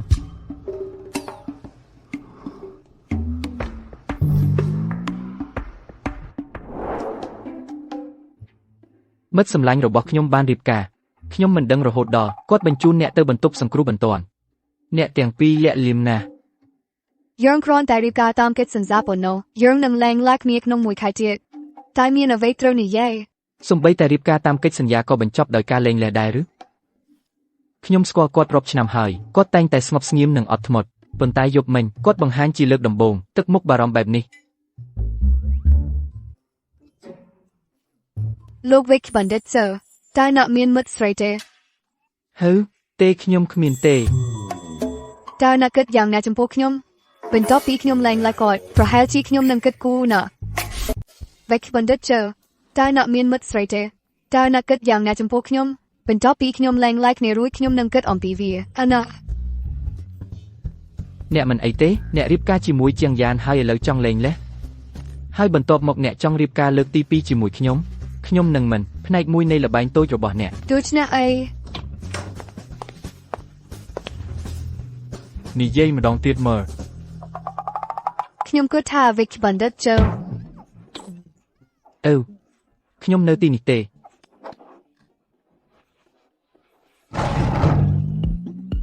ខ្ញុំចេញទៅឥឡូវនេះហើយ មុនពេលអ្នកទៅអំពីដែលនាងនិយាយថាចង់រៀបការលើកទី2បំភ្លេចវេចោលទៅ យល់ហើយខ្ញុំថ្លង់ឥឡូវនេះហើយខ្ញុំក៏ខ្វាក់ដែរខ្ញុំមិនចាំអ្វីទាំងអស់ ពេលយើងទៅដល់តាក្រោយនេះយើងនឹងដេកក្រែដាច់ដោយឡែកចំពោះម្ដាយរបស់ណាខ្ញុំបានពន្យល់រួចហើយមិនចាំបាច់នៅជាមួយគ្នាទៀតទេវានឹងបង្កការយល់ច្រឡំហេអ្នកកំពុងធ្វើអី កុំរាស្លីពពាក់ឲ្យហើយយើងនឹងទៅផ្ទះ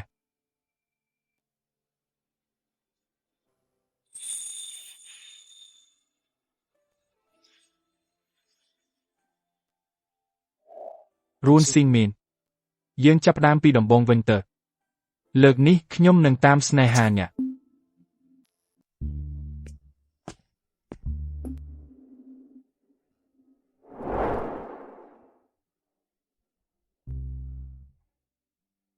កុំភ្លេចញ៉ាំអាហារពេលព្រឹកបើយប់នេះអ្នកគ្មានគម្រោងអ្វីទេ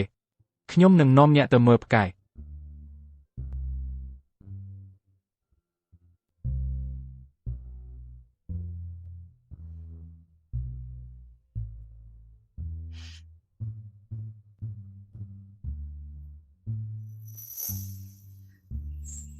ហេតុអ្វីបានគៀបអែមលេះ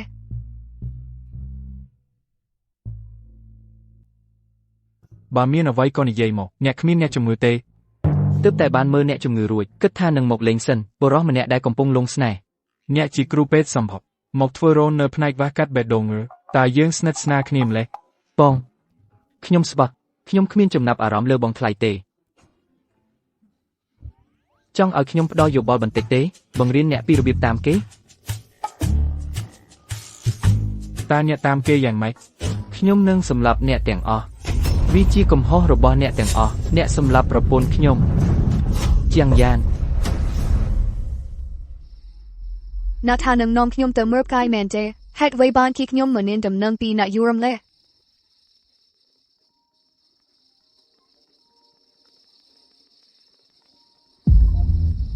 អី បងថ្លៃមកមន្ទីរពេទ្យឲ្យលឿនមានរឿងកើតឡើងជាមួយជាងយ៉ាន អី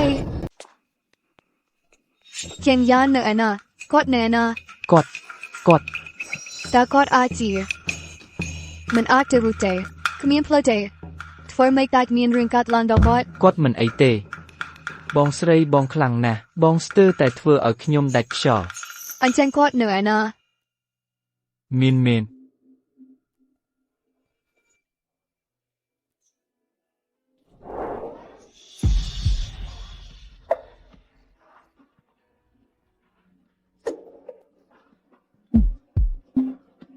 ខ្ញុំមិនអីទេហ ហេតុអ្វីបានជាអ្នកយំបងស្រីបងប្រុសគាត់ពិតជាមិនអីទេគាត់ទាត់បង្គោលសេរ៉ូមចេញប៉ុន្តែគាត់មានស្នាមកោះបន្តិចបន្តួចត្រូវចំណាយពេល 2-3 ថ្ងៃទើបជាសះស្បើយសូមជួយមើលថែគាត់ផង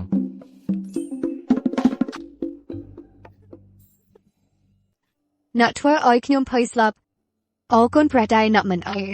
ខ្ញុំសុំទោសខ្ញុំមិនអាចត្រឡប់មកទាន់ពេលដើម្បីមើលផ្កាយជាមួយអ្នក មានអ្វីសំទោសអ្នកគួរតែសំទោសចំពោះខ្លួនឯងនិយាយតាមខ្ញុំសំទោសអតីតខ្ញុំ សូមទោសអតីតខ្ញុំ អញ្ចឹងទើបដូកា ប៉ុន្តែឃើញអ្នកបារម្ភពីខ្ញុំរីករាយណាស់មានអ្នកខ្វល់ពីខ្ញុំរួនស៊ីងមានឥឡូវនេះខ្ញុំអាចថើបអ្នកបានទេរួនស៊ីងមានឥឡូវនេះតើខ្ញុំអាចថើបអ្នកបានទេ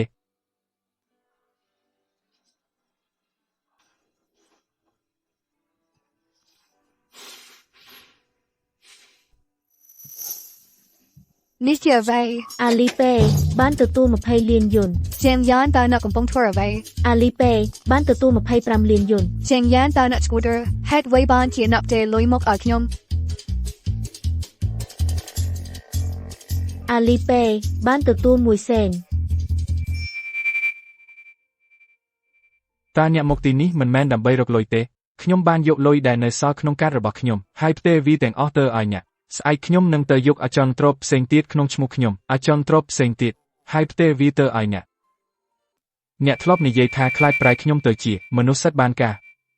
ប៉ុន្តែមានមុនពេលខ្ញុំបានជួបអ្នកថ្ងៃមិត្តគ្មានពន្លឺជាច្រើនខ្ញុំបានរស់រានមានជីវិតខ្ញុំមិនមែនជាអ្វីដែលប្រឡំលោកហៅថាឆ្លុះវង្វេងនឹងហិង្សាខ្ញុំនឹងមិនចាត់ទុកអ្នកជាមូលហេតុនៃការរស់នៅរបស់ខ្ញុំគ្រាន់តែបានឃើញពន្លឺចង់ចូលមកចិត្តមុនពេលខ្ញុំបានជួបអ្នកខ្ញុំប្រហែលជាគ្រាន់តែម៉ាស៊ីនសម្រាប់ព្យាបាលអ្នកជំងឺដេញតាមយ៉ាងម៉ត់ចត់អួតដុំទៅតែមួយគប់របស់ខ្ញុំប៉ុន្តែបន្ទាប់ពីបានជួបអ្នកខ្ញុំបានរកឃើញថានៅក្នុងโลกនេះក៏មានជីវិតដ៏រស់រវើកដែរ ជាងយ៉ានខ្ញុំយល់ព្រម អ្វី ឥឡូវនេះអ្នកអាចថើបខ្ញុំបាន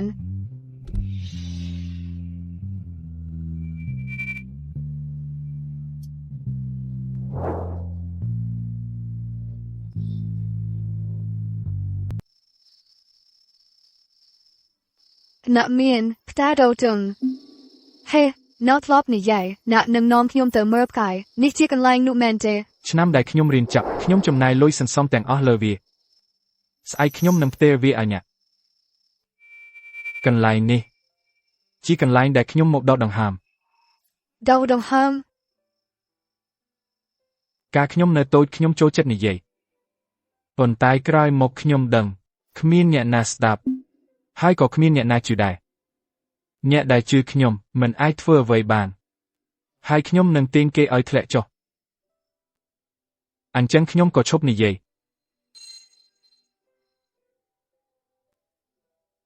ប៉ុន្តែអ្នកខុសពីគេ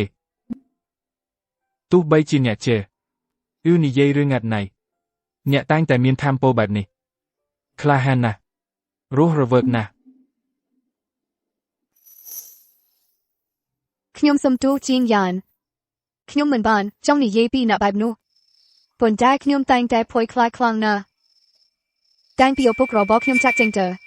ម្ដាយរបស់ខ្ញុំរត់នៅតែសម្រាប់ខ្ញុំតែម្នាក់ឯងនាងមិនមានពេលសូម្បីតែបន្តិចដើម្បីទៅមើលកន្លែងផ្សេងគ្រាន់តែខ្ញុំអាចធ្វើឲ្យខ្លួនឯងតែប្រណោះរត់នៅឲ្យបានស្រួលបំផុតតាមដែលអាចធ្វើបានខ្ញុំគិតថាតាមរបៀបនោះម្ដាយរបស់ខ្ញុំក៏អាចមានសេរីភាពដែរដើម្បីរស់នៅក្នុងជីវិតដែលនាងចង់បានហើយឡើងជប់ហ្គេមនៅកន្លែងតែមួយទៀតដូច្នេះការពីពេលនោះខ្ញុំ មានកុំមើលស្រាលខ្លួនឯងឲ្យសោះហើយកុំឲ្យការភ័យខ្លាចរបស់អ្នក រុញច្រានអ្នកដទៃឲ្យឆ្ងាយ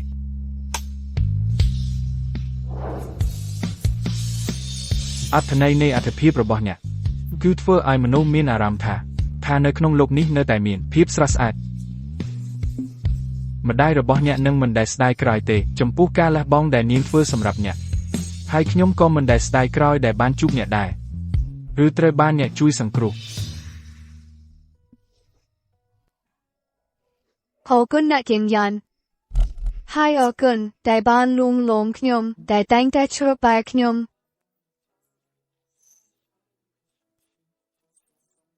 សុំទោសសៀវជាងមន្ទីរពេទ្យក្រុងវាមិនមានអធិពលអ្វីតតែសោះ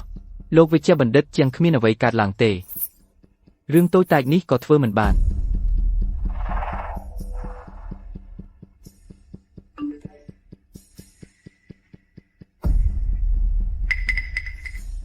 នេះគឺ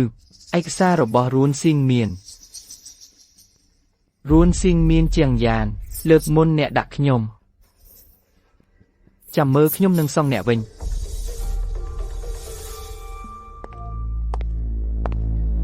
ប៉ានេះជាតែដែលខ្ញុំធ្វើឲ្យប៉ាធ្វើការយូរណាស់ហើយគួរតែសម្រាប់បន្តិចអូដាក់នៅទីនោះចុះ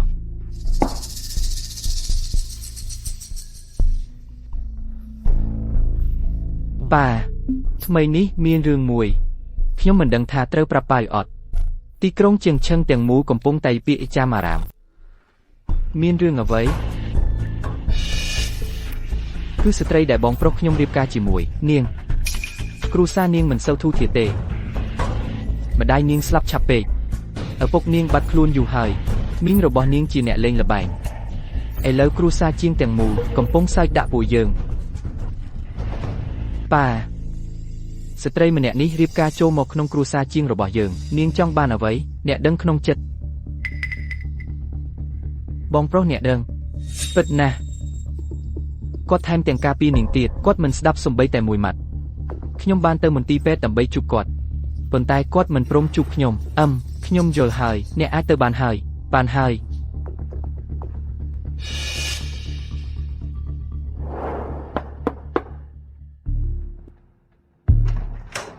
សួស្ដីអ្នកស្រីរួន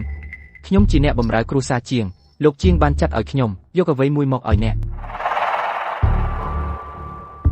លោកជាងបាននិយាយគាត់មិនទទួលស្គាល់អ្នកជាកូនប្រសារទេកិច្ចព្រមព្រៀងរវាងអ្នកនិងលោកស្រីបញ្ចប់ត្រឹមនេះសូមយកលុយនេះទៅហើយចាក់ចេញពីគ្រួសារជាងឲ្យលឿនតាមដែលអាចធ្វើបានអ្នកណានិយាយលោកស្រីខ្ញុំមិនព្រមទេកាលពីមុនបើគ្មានគ្រួសារខ្ញុំជួយលើកដៃយើងទេគ្រួសារជាងខ្សែធនយូរហើយឥឡូវគាត់ហ៊ានធ្វើធំនៅមុខខ្ញុំកាលពីអាយ៉ាន់ឈឺឪពុកម្ដាយខ្ញុំទៅនឹងស្លាប់ខ្ញុំបានអង្វរគាត់ឲ្យជួយសង្គ្រោះកូនបង្កើតរបស់គាត់ផ្ទាល់តែគាត់បដិសេធវាច្បាស់ណាស់ថាគាត់មិនចាត់ទុកអាយ៉ាន់ជាកូនរបស់គាត់ទេដោយសារអាយ៉ាន់មិនមែនជាកូនរបស់គាត់តើគាត់មានសិទ្ធិអ្វីមកគ្រប់គ្រងអ្នកណាដែលអាយ៉ាន់រៀបការជាមួយទៅប្រាប់ជាងចិនហ៊ូវិញថាមានជាជំរើសរបស់ខ្ញុំផ្ទាល់បើគាត់មិនពេញចិត្តនឹងទេគាត់អាចមកប្រាប់ខ្ញុំផ្ទាល់មកបានខ្ញុំនឹងទៅដោះស្រាយជាមួយគាត់នៅពេលក្រោយ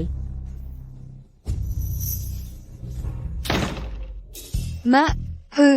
នេះយកនេះទៅជាលុយហោប៉ៅចាត់ទុកថាជាអំណោយរបស់ជាងចិនហ៊ូសម្រាប់អូននឹងវាមិនសមរម្យទេអ្នកណាយកប្រាក់បំបែកការងារមកធ្វើជាប្រាក់រង្វាន់មានរឿងអ្វីកូនមកតាន់ពេលណាស់ជាងចិនហ៊ូចង់លែងលះប្រពន្ធរបស់កូនមកជាមួយម៉ាក់យើងនឹងទៅប្រជុំមុខគាត់គឺម៉ាក់មិនចាំបាច់ទេមែនទេយើងត្រូវតែទៅគ្មានអ្នកណាមានសិទ្ធិសម្លុតអូនទេជាពិសេសមិនមែនជាងចិនហ៊ូទេជាងចិនហ៊ូកំពុងធ្វើអ្វីហើយអ្នកយកពួកគេទាំងពីរមកទីនេះដើម្បីអីខ្ញុំទេដែលគួរសួរអ្នកបានចាត់គេឲ្យយកមួប្រពៀនបាត់ទៅឲ្យដើម្បីបង្ខំកូនប្រសាស្រីរបស់ខ្ញុំឲ្យចាក់ចេញមានន័យអីប្រវត្តិគ្រួសាររបស់នាងនាំមកនៅភាពអាម៉ាស់ដល់គ្រួសារជាងកូនប្រសាស្រីនេះគ្រួសារជាងមិនទទួលស្គាល់ទេគ្រួសារនាងជារបស់នាងជាមនុស្សម្នាក់ឯងម្យ៉ាងវិញទៀតនាងរៀបការជាមួយកូនប្រុសរបស់ខ្ញុំហើយអ្នកថែមទាំងមិនទទួលស្គាល់អាយ៉ានកូនប្រុសរបស់អ្នកផ្ទាល់កូនប្រុសរបស់ខ្ញុំរៀបការមិនមែនជារឿងរបស់អ្នកទេហើយអ្នកមកចេះរើសអើងយេស៊ូយន់ខ្ញុំថាអ្នកគ្រាន់តែជាមនុស្សស្រីពូកែឆ្លោះអ្នកប៉ាយើងនិយាយគ្នាសិននិយាយដរាបណាក្នុងចិត្តរបស់អ្នកនៅតែចាត់ទុកខ្ញុំជាឪពុកអញ្ចឹងអ្នកត្រូវលែងលះរួនស៊ីងមានភ្លាម ហើយលែងនាង អញ្ចឹងតើអ្នកធ្លាប់មានខ្ញុំជាកូនប្រុសនៅក្នុងចិត្តរបស់អ្នកដែរឬទេ អ្នក នៅអាយុ7ឆ្នាំខ្ញុំក្តៅខ្លួន104អង្សាអ្នកនៅក្រុមហ៊ុនម៉ាក់ខ្ញុំអង្វរអ្នកប៉ុន្តែអ្នកនៅតែមិនព្រមជួយសង្គ្រោះខ្ញុំអ្នកគិតថាខ្ញុំទង់ខ្សោយថាម៉ាក់ខ្ញុំសុំនឹងទទួលវានៅអាយុ12ឆ្នាំខ្ញុំជាប់លេខ1ទូទាំងសាលាអ្នកថាគ្រូសាជាងមិនត្រូវការមនុស្សញៀនសិភើទេនៅអាយុ18ឆ្នាំខ្ញុំចូលរៀនពេទ្យបានកម្មវិធីបន្តពីបរិញ្ញាបត្រដល់បណ្ឌិតអ្នកថារៀនពេទ្យគ្មានប្រយោជន៍ទេហើយចង់ហែកសម្បត្តិចូលរៀនរបស់ខ្ញុំចោលឲ្យខ្ញុំទៅរៀនផ្នែកហិរញ្ញវត្ថុវិញដើម្បីឲ្យខ្ញុំអាចជួយជាងហេងនៅពេលក្រោយ ហេតុអ្វីបានជាអ្នកនិយាយបែបនេះ ខ្ញុំគ្រាន់តែចង់ប្រាប់អ្នកឈប់គិតថាអ្នកនៅតែអាចរៀបចំខ្ញុំដូចពេលខ្ញុំនៅក្មេង ជាងយ៉ាន អ្នកជាកូនឥតដឹងគុណខ្ញុំជាឪពុករបស់អ្នកហ៊ានមិនស្ដាប់ខ្ញុំទេខ្ញុំនឹងវាយអ្នកជាប់អ្នក ដូច្នេះអ្នកជាឪពុកខ្ញុំមែនទេតើអ្នកពុះខ្ញុំ10ខែមែនទេតើអ្នកមានការចំអល់ពេលព្រឹកមែនទេតើអ្នកធ្លាប់បាត់បង់ចំណង់អាហារហើយក្អួតអស់ទាំងអស់មែនទេតើអ្នកដឹងទេថាអ្វីទៅជាការផ្អេងឆ្អឹងអាងតើអ្នកដឹងទេពីការឈឺចាប់ពេលសម្រាលកូនខ្ញុំភ្នាល់ថាអ្នកកំពុងឆ្ងល់ហេតុអ្វីបានជាពេលនេះខ្ញុំមិនខ្លាចអ្នកទៀតទេព្រោះមានគេបង្រៀនខ្ញុំថាមនុស្សមួយចំនួនដែលគ្មានការគំរាមកំហែងឬការប្រៀនប្រដៅនឹងមិនដែលដឹងបញ្ហារបស់ខ្លួនឯងឡើយ តើអ្នកកំពុងធ្វើអ្វី ឈប់រំខានម្ដាយខ្ញុំនឹងរួនស៊ីងមីនបើមិនដូច្នេះទេកុំបន្ទោសខ្ញុំបើខ្ញុំភ្លេចចំណងរបស់យើងហើយបាត់បង់ការគោរពទាំងអស់ម៉ាក់មានមែនតើ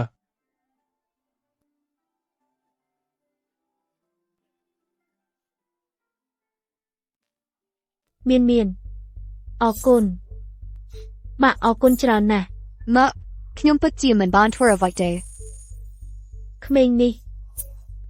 ខ្ញុំមិនដែលឃើញគាត់ទេនៅពេលដែលគាត់រំជួលចិត្តគាត់ដូចជាមនុស្សយន្តខ្ញុំក៏មិនដឹងធ្វើយ៉ាងម៉េចដែរ ម៉ាក់ ប៉ុន្តែមិនអីទេឥឡូវវាខុសគ្នាឥឡូវនេះគាត់ការពារអ្នកហើយទីបំផុតចេះទៅវិញមានវាអរគុណទាំងអស់ដោយសារអ្នក ម៉ាក់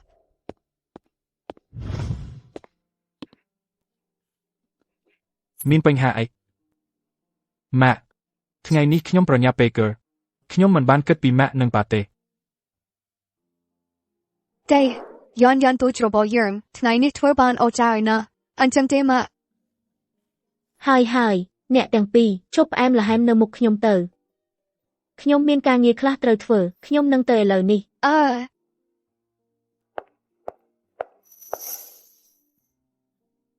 សន្យាជាមួយម៉ាក់ថានឹងរស់នៅឲ្យល្អ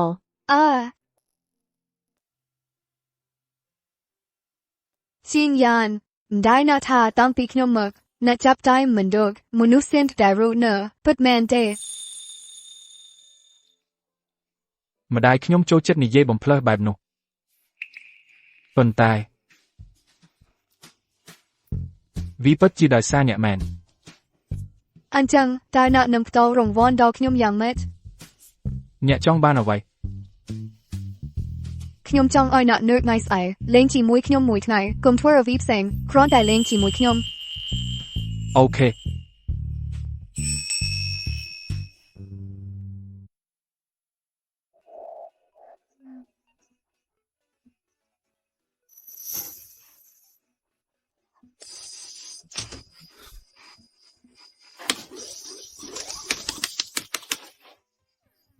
ខុសសំដងទៀត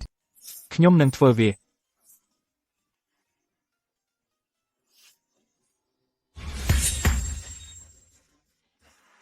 សាក់មើលទៅ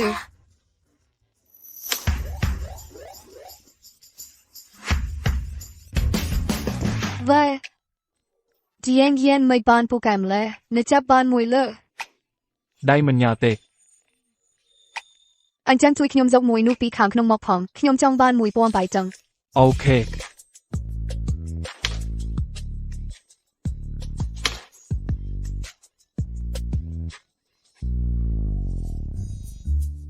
ជាងយ៉ានបាត់ថ្ងៃណាមួយអ្នកជួបធ្វើជាគ្រូពេទ្យអ្នកអាចបាត់ទូបមកសិងចាប់ទុកតែបាន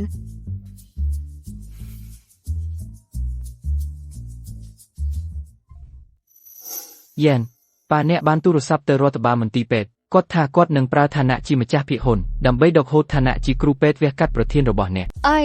ហើយគាត់ថាបើអ្នកមិនចាក់ចេញទេគាត់នឹងឲ្យក្រុមជាងដកការវិនិយោគទាំងអស់ ខ្ញុំដឹងហើយ មិនបានគៀពុកអ្នកធ្វើបែបនេះគាត់ត្រូវអ្នកគម្រាមកំហែងដូច្នេះគាត់បែរមកបង្ខំអ្នកឲ្យបាត់បង់ការងារណាយើងទៅប្រជុំគាត់ ហេចាំសិនបើខ្ញុំបាត់បង់ការងារក៏បាត់បង់ទៅចុះ មិនអ្នកអាចនិយាយបែបនេះអ្នកធ្លាប់និយាយពីមុនការជួយអ្នកដទៃគឺជាមួយក្នុងចំណោមក្តីសុបិនតិចតួចរបស់អ្នកអ្វីដែលឲ្យគាត់មានសិទ្ធិធ្វើបែបនេះចំពោះអ្នក ថ្ងៃស្អែកយើងនិយាយពីការងារជឿចិត្តប្តីអ្នកយកទេ អូខេអញ្ចឹងយើងសន្មតថាថ្ងៃនេះជាថ្ងៃចុងក្រោយមុនពេលវិនាសទោះធ្វើអ្វីទាំងអស់ដែលយើងធ្លាប់ចង់ធ្វើទោះទៅ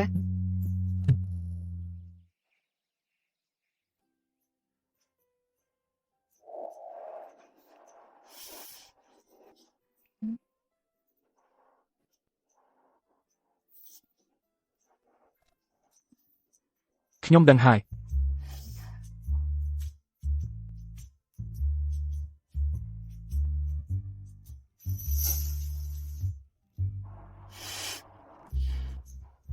អ្នកនឹងទៅធ្វើការងារបែបនេះមែន អ្នកចូលចិត្តខ្ញុំច្រើនម្លេះមែនអ្នកបារម្ភពីខ្ញុំ ខ្ញុំនិយាយពិត បើអ្នកបារម្ភចង់មកជាមួយខ្ញុំទៅមន្ទីរពេទ្យហើយមើលកម្មវិធីមក ហើយនាយករបស់អ្នកនឹងជាងយ៉ានចេញមក ពួកគេកំពុងប្រជុំ ហើយពួកគេចេញមកឥឡូវនេះ មានរឿងអីមើលពួកគេទៅ ការញុះញង់របស់ខ្ញុំបានផលហើយកំពុងតែបានផលឆាប់នេះខ្ញុំនឹងបញ្ចុះបញ្ចូលប៉ាឲ្យបណ្ដេញជាងយ៉ាននឹងរួនស៊ីងមានចេញបន្ទាប់មកបណ្ដេញប៉ាខ្ញុំចេញដែរគ្រូសាជាងនឹងក្លាយជារបស់ខ្ញុំ អ្នកមកទីនេះដើម្បីរករឿងលោកគ្រូពេទ្យជាងមែនទេអ្នកដែរចង់ដកលោកគ្រូពេទ្យជាងចេញពីតំណែងនាយក មិនមែនជារឿងរបស់អ្នកទេ ពេចម្ដេចមិនមែនលោកគ្រូពេទ្យជាងជាគ្រូពេទ្យវះកាត់របស់កូនខ្ញុំមានជំងឺបេះដូងពីកំណើតយើងរងចាំ6ខែសម្រាប់វេនរបស់គាត់បើអ្នកដកលោកគ្រូពេទ្យជាងចេញចុះកូនខ្ញុំនឹងហើយលោកគ្រូពេទ្យជាងពូកែណាស់ហើយជាមនុស្សល្អហេតុអីត្រូវបណ្ដេញគាត់ ហេតុអីមករករឿងគេតើនាយកអស្ចារ្យម្លេះមែន នឹងហើយ លោកប្រធានជាងអំពីអ្វីដែលលោកបានប្រាប់ខ្ញុំកាលពីម្សិលមិញខ្ញុំពិតជាមិនយល់ស្របទេជាងយ៉ានជាសិស្សស្ដំរបស់នាយកដ្ឋានវះកាត់បេះដូងយើងអ្នកជំងឺមករកគាត់លោកថាលោកចង់ដកគាត់ចេញរឿងនេះ យើងមិនយល់ស្របទេលោកមិនអាចបណ្ដេញគាត់បានទេខ្ញុំមិនយល់ស្របទេយើងមិនយល់ស្របទេមិនអាចទេតតែមិនអាចទេមិនអាចវះកាត់បានទេយើងប្រឆាំងទាំងស្រុង ជាងយ៉ានតើខ្ញុំមានបែបនេះកូនអាម៉ាស់រៀបការជាមួយក្មួយស្រីអ្នកលេងល្បែង Hey ប្រយ័ត្នពាក្យសម្ដី ឪពុកបង្កើតរបស់រួនស៊ីងមានបានបាត់ខ្លួនជាង10ឆ្នាំយើងបានស្នើសុំវិញ្ញាបនបត្រមរណភាពតាំងពីយូរមកហើយនាងនិងមីងរបស់នាងលែងមានទំនាក់ទំនងទៀតហើយនាងចិញ្ចឹមខ្លួនឯងដូច្នេះតើនាងរំខានអ្នកយ៉ាងដូចចម្ដេច នោះហើយជាបរិសុទ្ធរបស់ខ្ញុំលុយណា អ្នកថាអីអញ្ចឹងល្អណាស់ដោយសារឯងមានមោទនភាពម្លេះចាប់ពីថ្ងៃនេះទៅឯងនឹងគ្រូសាជាងលែងមានអ្វីពាក់ព័ន្ធនឹងគ្នាទៀតហើយចាំមើលគេនិយាយពីឯងពីក្រោយខ្នង Hey លោកស្រីឥឡូវនេះលោកវិកបណ្ឌិតជាងលែងមានអ្វីពាក់ព័ន្ធជាមួយគ្រូសាជាងមិនមានទំនាក់ទំនងអ្វីតតែសោះតើអ្នកគ្មានអ្វីចង់និយាយទេហេ លោកវិជ្ជបណ្ឌិតជាងគ្មានអ្វីពាក់ព័ន្ធជាមួយគេទេដូច្នេះចាប់ពីពេលនេះទៅតើអ្នកអាចវះកាត់កូនប្រុសខ្ញុំឆាប់ជាងនេះបានទេចាស់ហើយកូនស្រីខ្ញុំយើងជាអ្នកបន្ទាប់ ល្អណាស់លោកវិជ្ជបណ្ឌិតជាងអាយុ27ឆ្នាំនៅឆ្នាំនេះទីបំផុតបានរួចផុតពីគ្រួសាររបស់គាត់ថ្ងៃនេះជាថ្ងៃល្អមែនទែនល្អមិនអីទេជាងយ៉ានខ្ញុំនឹងត្រឡប់ទៅប្រាប់មេធាវីឲ្យសរសេរឆន្ទៈឡើងវិញលុយរបស់គ្រួសារជាងអ្នកនឹងមិនបានមួយកាក់ទេ មិនអីទេ អ្នកទាំងអស់គ្នាធ្វើហួសហេតុពេកហើយហេតុអ្វីបានជាអ្នកធ្វើបែបនេះនិយាយជាមួយឪពុកអ្នកបែបនេះ Hey ម៉ាក់ស្ដាប់ខ្ញុំនិយាយសិន មរតកជារឿងល្អណាស់កូនអើយបោះបង់វាចោលបែបនេះមែនទេ មែនទេហេតុអ្វីបានជាណាបបងវាចូលបែបនេះ ល្អវាជាកំហុសរបស់ខ្ញុំគួរតែស៊ូដើម្បីវា អ្នកទាំងអស់គ្នាកំពុងធ្វើរឿងធំនិយាយពីមរតករបស់ឪពុកខ្ញុំតើអ្នកធ្លាប់គិតទេថាឪពុកខ្ញុំនៅមានជីវិតនៅឡើយទេ បើអ្នកចង់ធ្វើជាឆ្កែល្អស៊ុបព្រោះនៅទីនេះទៅ អ្នកឯង របស់របរគ្រួសារជាងអ្នកជាងចិនហ៊ូអាចឲ្យទៅអ្នកណាក៏បានដែលអ្នកចង់ខ្ញុំមិនខ្វល់ទេប៉ុន្តែភាគហ៊ុននៅក្រោមឈ្មោះខ្ញុំ នៅពេលខ្ញុំរៀបការចូលគ្រួសារជាងទ្រព្យសម្បត្តិដែលខ្ញុំយកមកជាមួយទាំងអស់ជារបស់អាយ៉ានិងមានគ្មានអ្នកណាគួរប៉ះពាល់វាទេ ម៉ាក់ បាក់មកទីនេះថ្ងៃនេះដើម្បីប្រាប់អ្នកទាំងអស់គ្នាទោះបីមេឃលំក៏ដោយបាក់នឹងទប់វាឡើង យេស៊ូយូនហេតុអ្វីបានជាអ្នករញ៉េញ៉ៃជាមួយពួកគេ ខ្ញុំរញ៉េញ៉ៃមែនទេពេលអាយ៉ានវះកាត់ចប់ខ្ញុំនឹងនាំមនុស្សទៅផ្ទះចាស់ភ្លាមដើម្បីបែងចែកទ្រព្យសម្បត្តិអ្នកណាម្នាក់នឹងមិនរួចខ្លួនឡើយ អ្នកឯង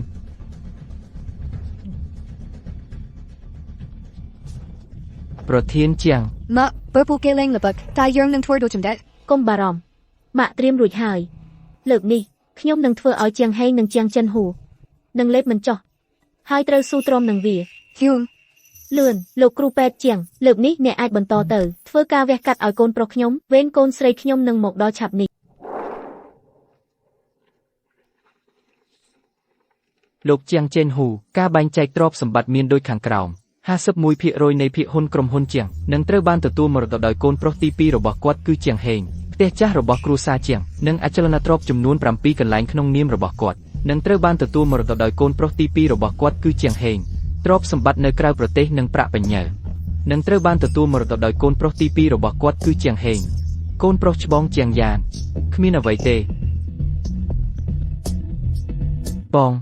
កុំក្រៀមក្រំពេកអ្នកនៅតែមានកម្មបិតវះកាត់មែនទេអ្នកជំងឺទាំងនោះពួកគេប្រកាសជាទាំងអស់ចង់ឲ្យអ្នកបន្តនៅ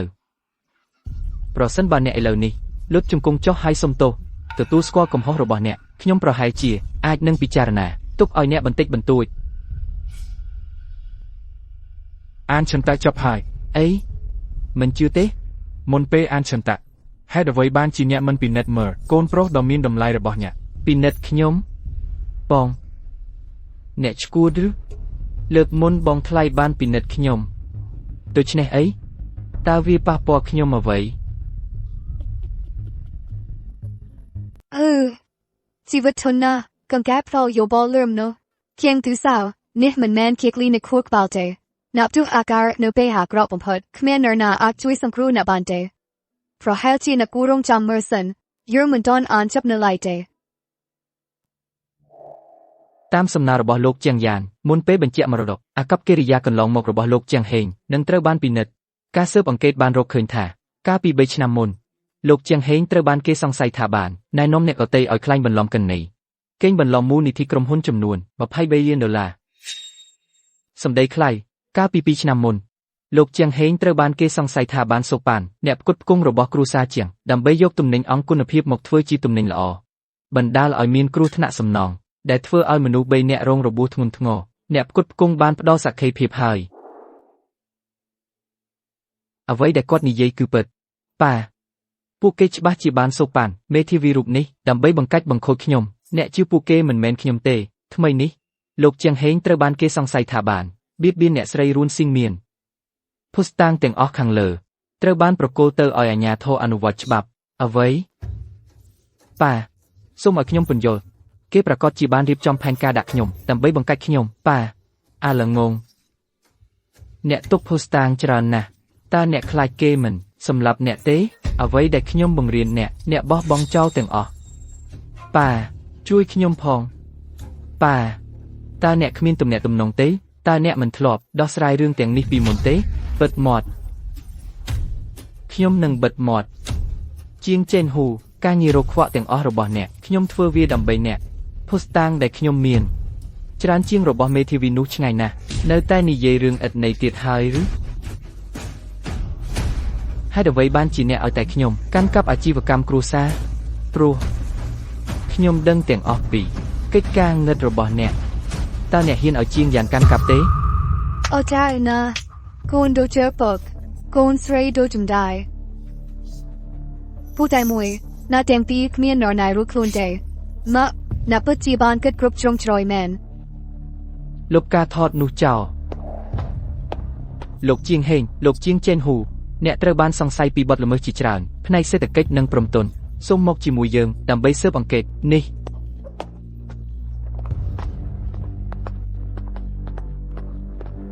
រងចាំអ្នកបានដឹងរឿងនេះតាំងពីដើមមក ខ្ញុំដឹង ច្រើនជាងអ្នកទៅទៀតអ្នកចង់ដឹងថាម្ដាយរបស់ជាងហេងស្លាប់ដោយរបៀបណា អ្នកមានន័យយ៉ាងម៉េច ដោយសារថ្ងៃនេះអ្នកចិត្តស្លាប់ហើយខ្ញុំនឹងប្រាប់អ្នក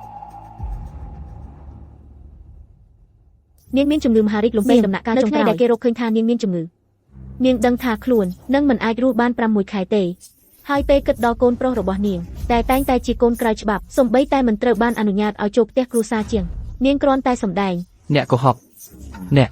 នាងចិត្តណាលោតនៅចំពោះមុខអ្នក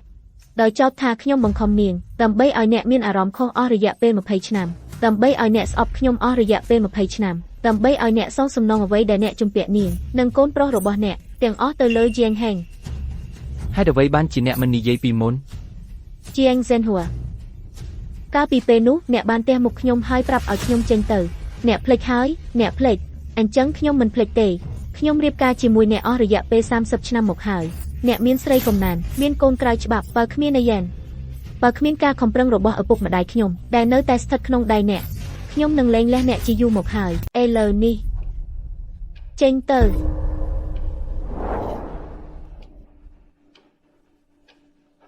អាយ៉ានប៉ាខុសហើយប៉ាលុបជង្គង់នៅទីនេះសម្រាប់កូនសូមអត់ទោសឲ្យប៉ាផងប៉ានឹងប្រគល់អាជីវកម្មគ្រួសារជាងឲ្យកូនយល់ទេ កូនដឹងទេហេតុអ្វីខ្ញុំមកថ្ងៃនេះ ហេតុអ្វី មកមើលកម្មវិធីដើម្បីមើលពីរបៀបដែលកូនប្រុសរបស់ប៉ាដែលប៉ាចិញ្ចឹមកំពុងជីក្រនដៃដាក់ប៉ា ទេអាយ៉ានប៉ុន្តែប៉ានៅតែជាឪពុករបស់កូន ប៉ាជាឪពុករបស់ជាងហេងមិនមែនជាឪពុករបស់ខ្ញុំទេ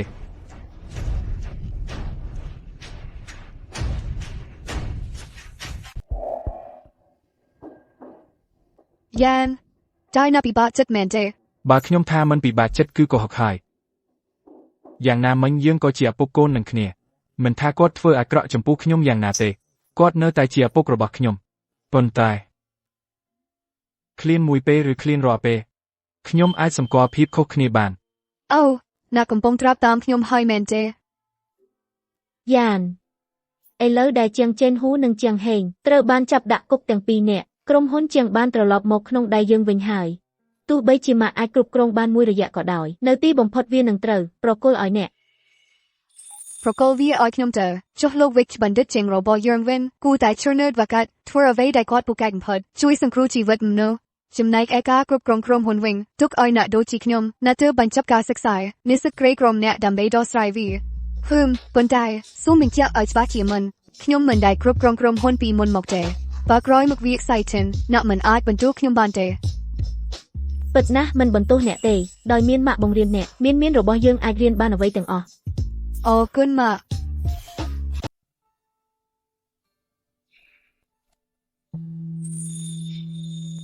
នៅភ្នាក់ទេ ម៉ាក់ថាស្លែកនឹងសួរមេរៀនខ្ញុំត្រូវពិនិត្យសម្រាប់ដុំទៀតហេគីមយ៉ានខ្ញុំមើលមិនទាន់ចប់នៅឡើយទេ យប់នេះខ្ញុំនឹងសួរអ្នកមុន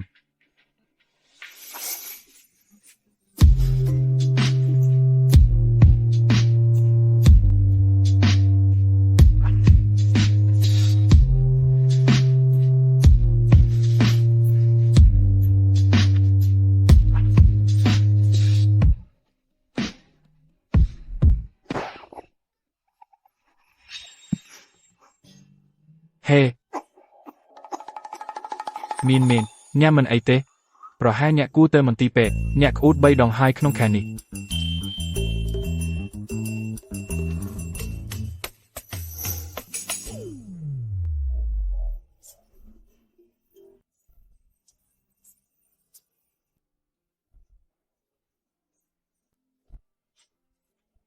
ហេតុអ្វីណាយមអ្នកហ៊ីបនឹងខ្លាយជាឪពុកហើយ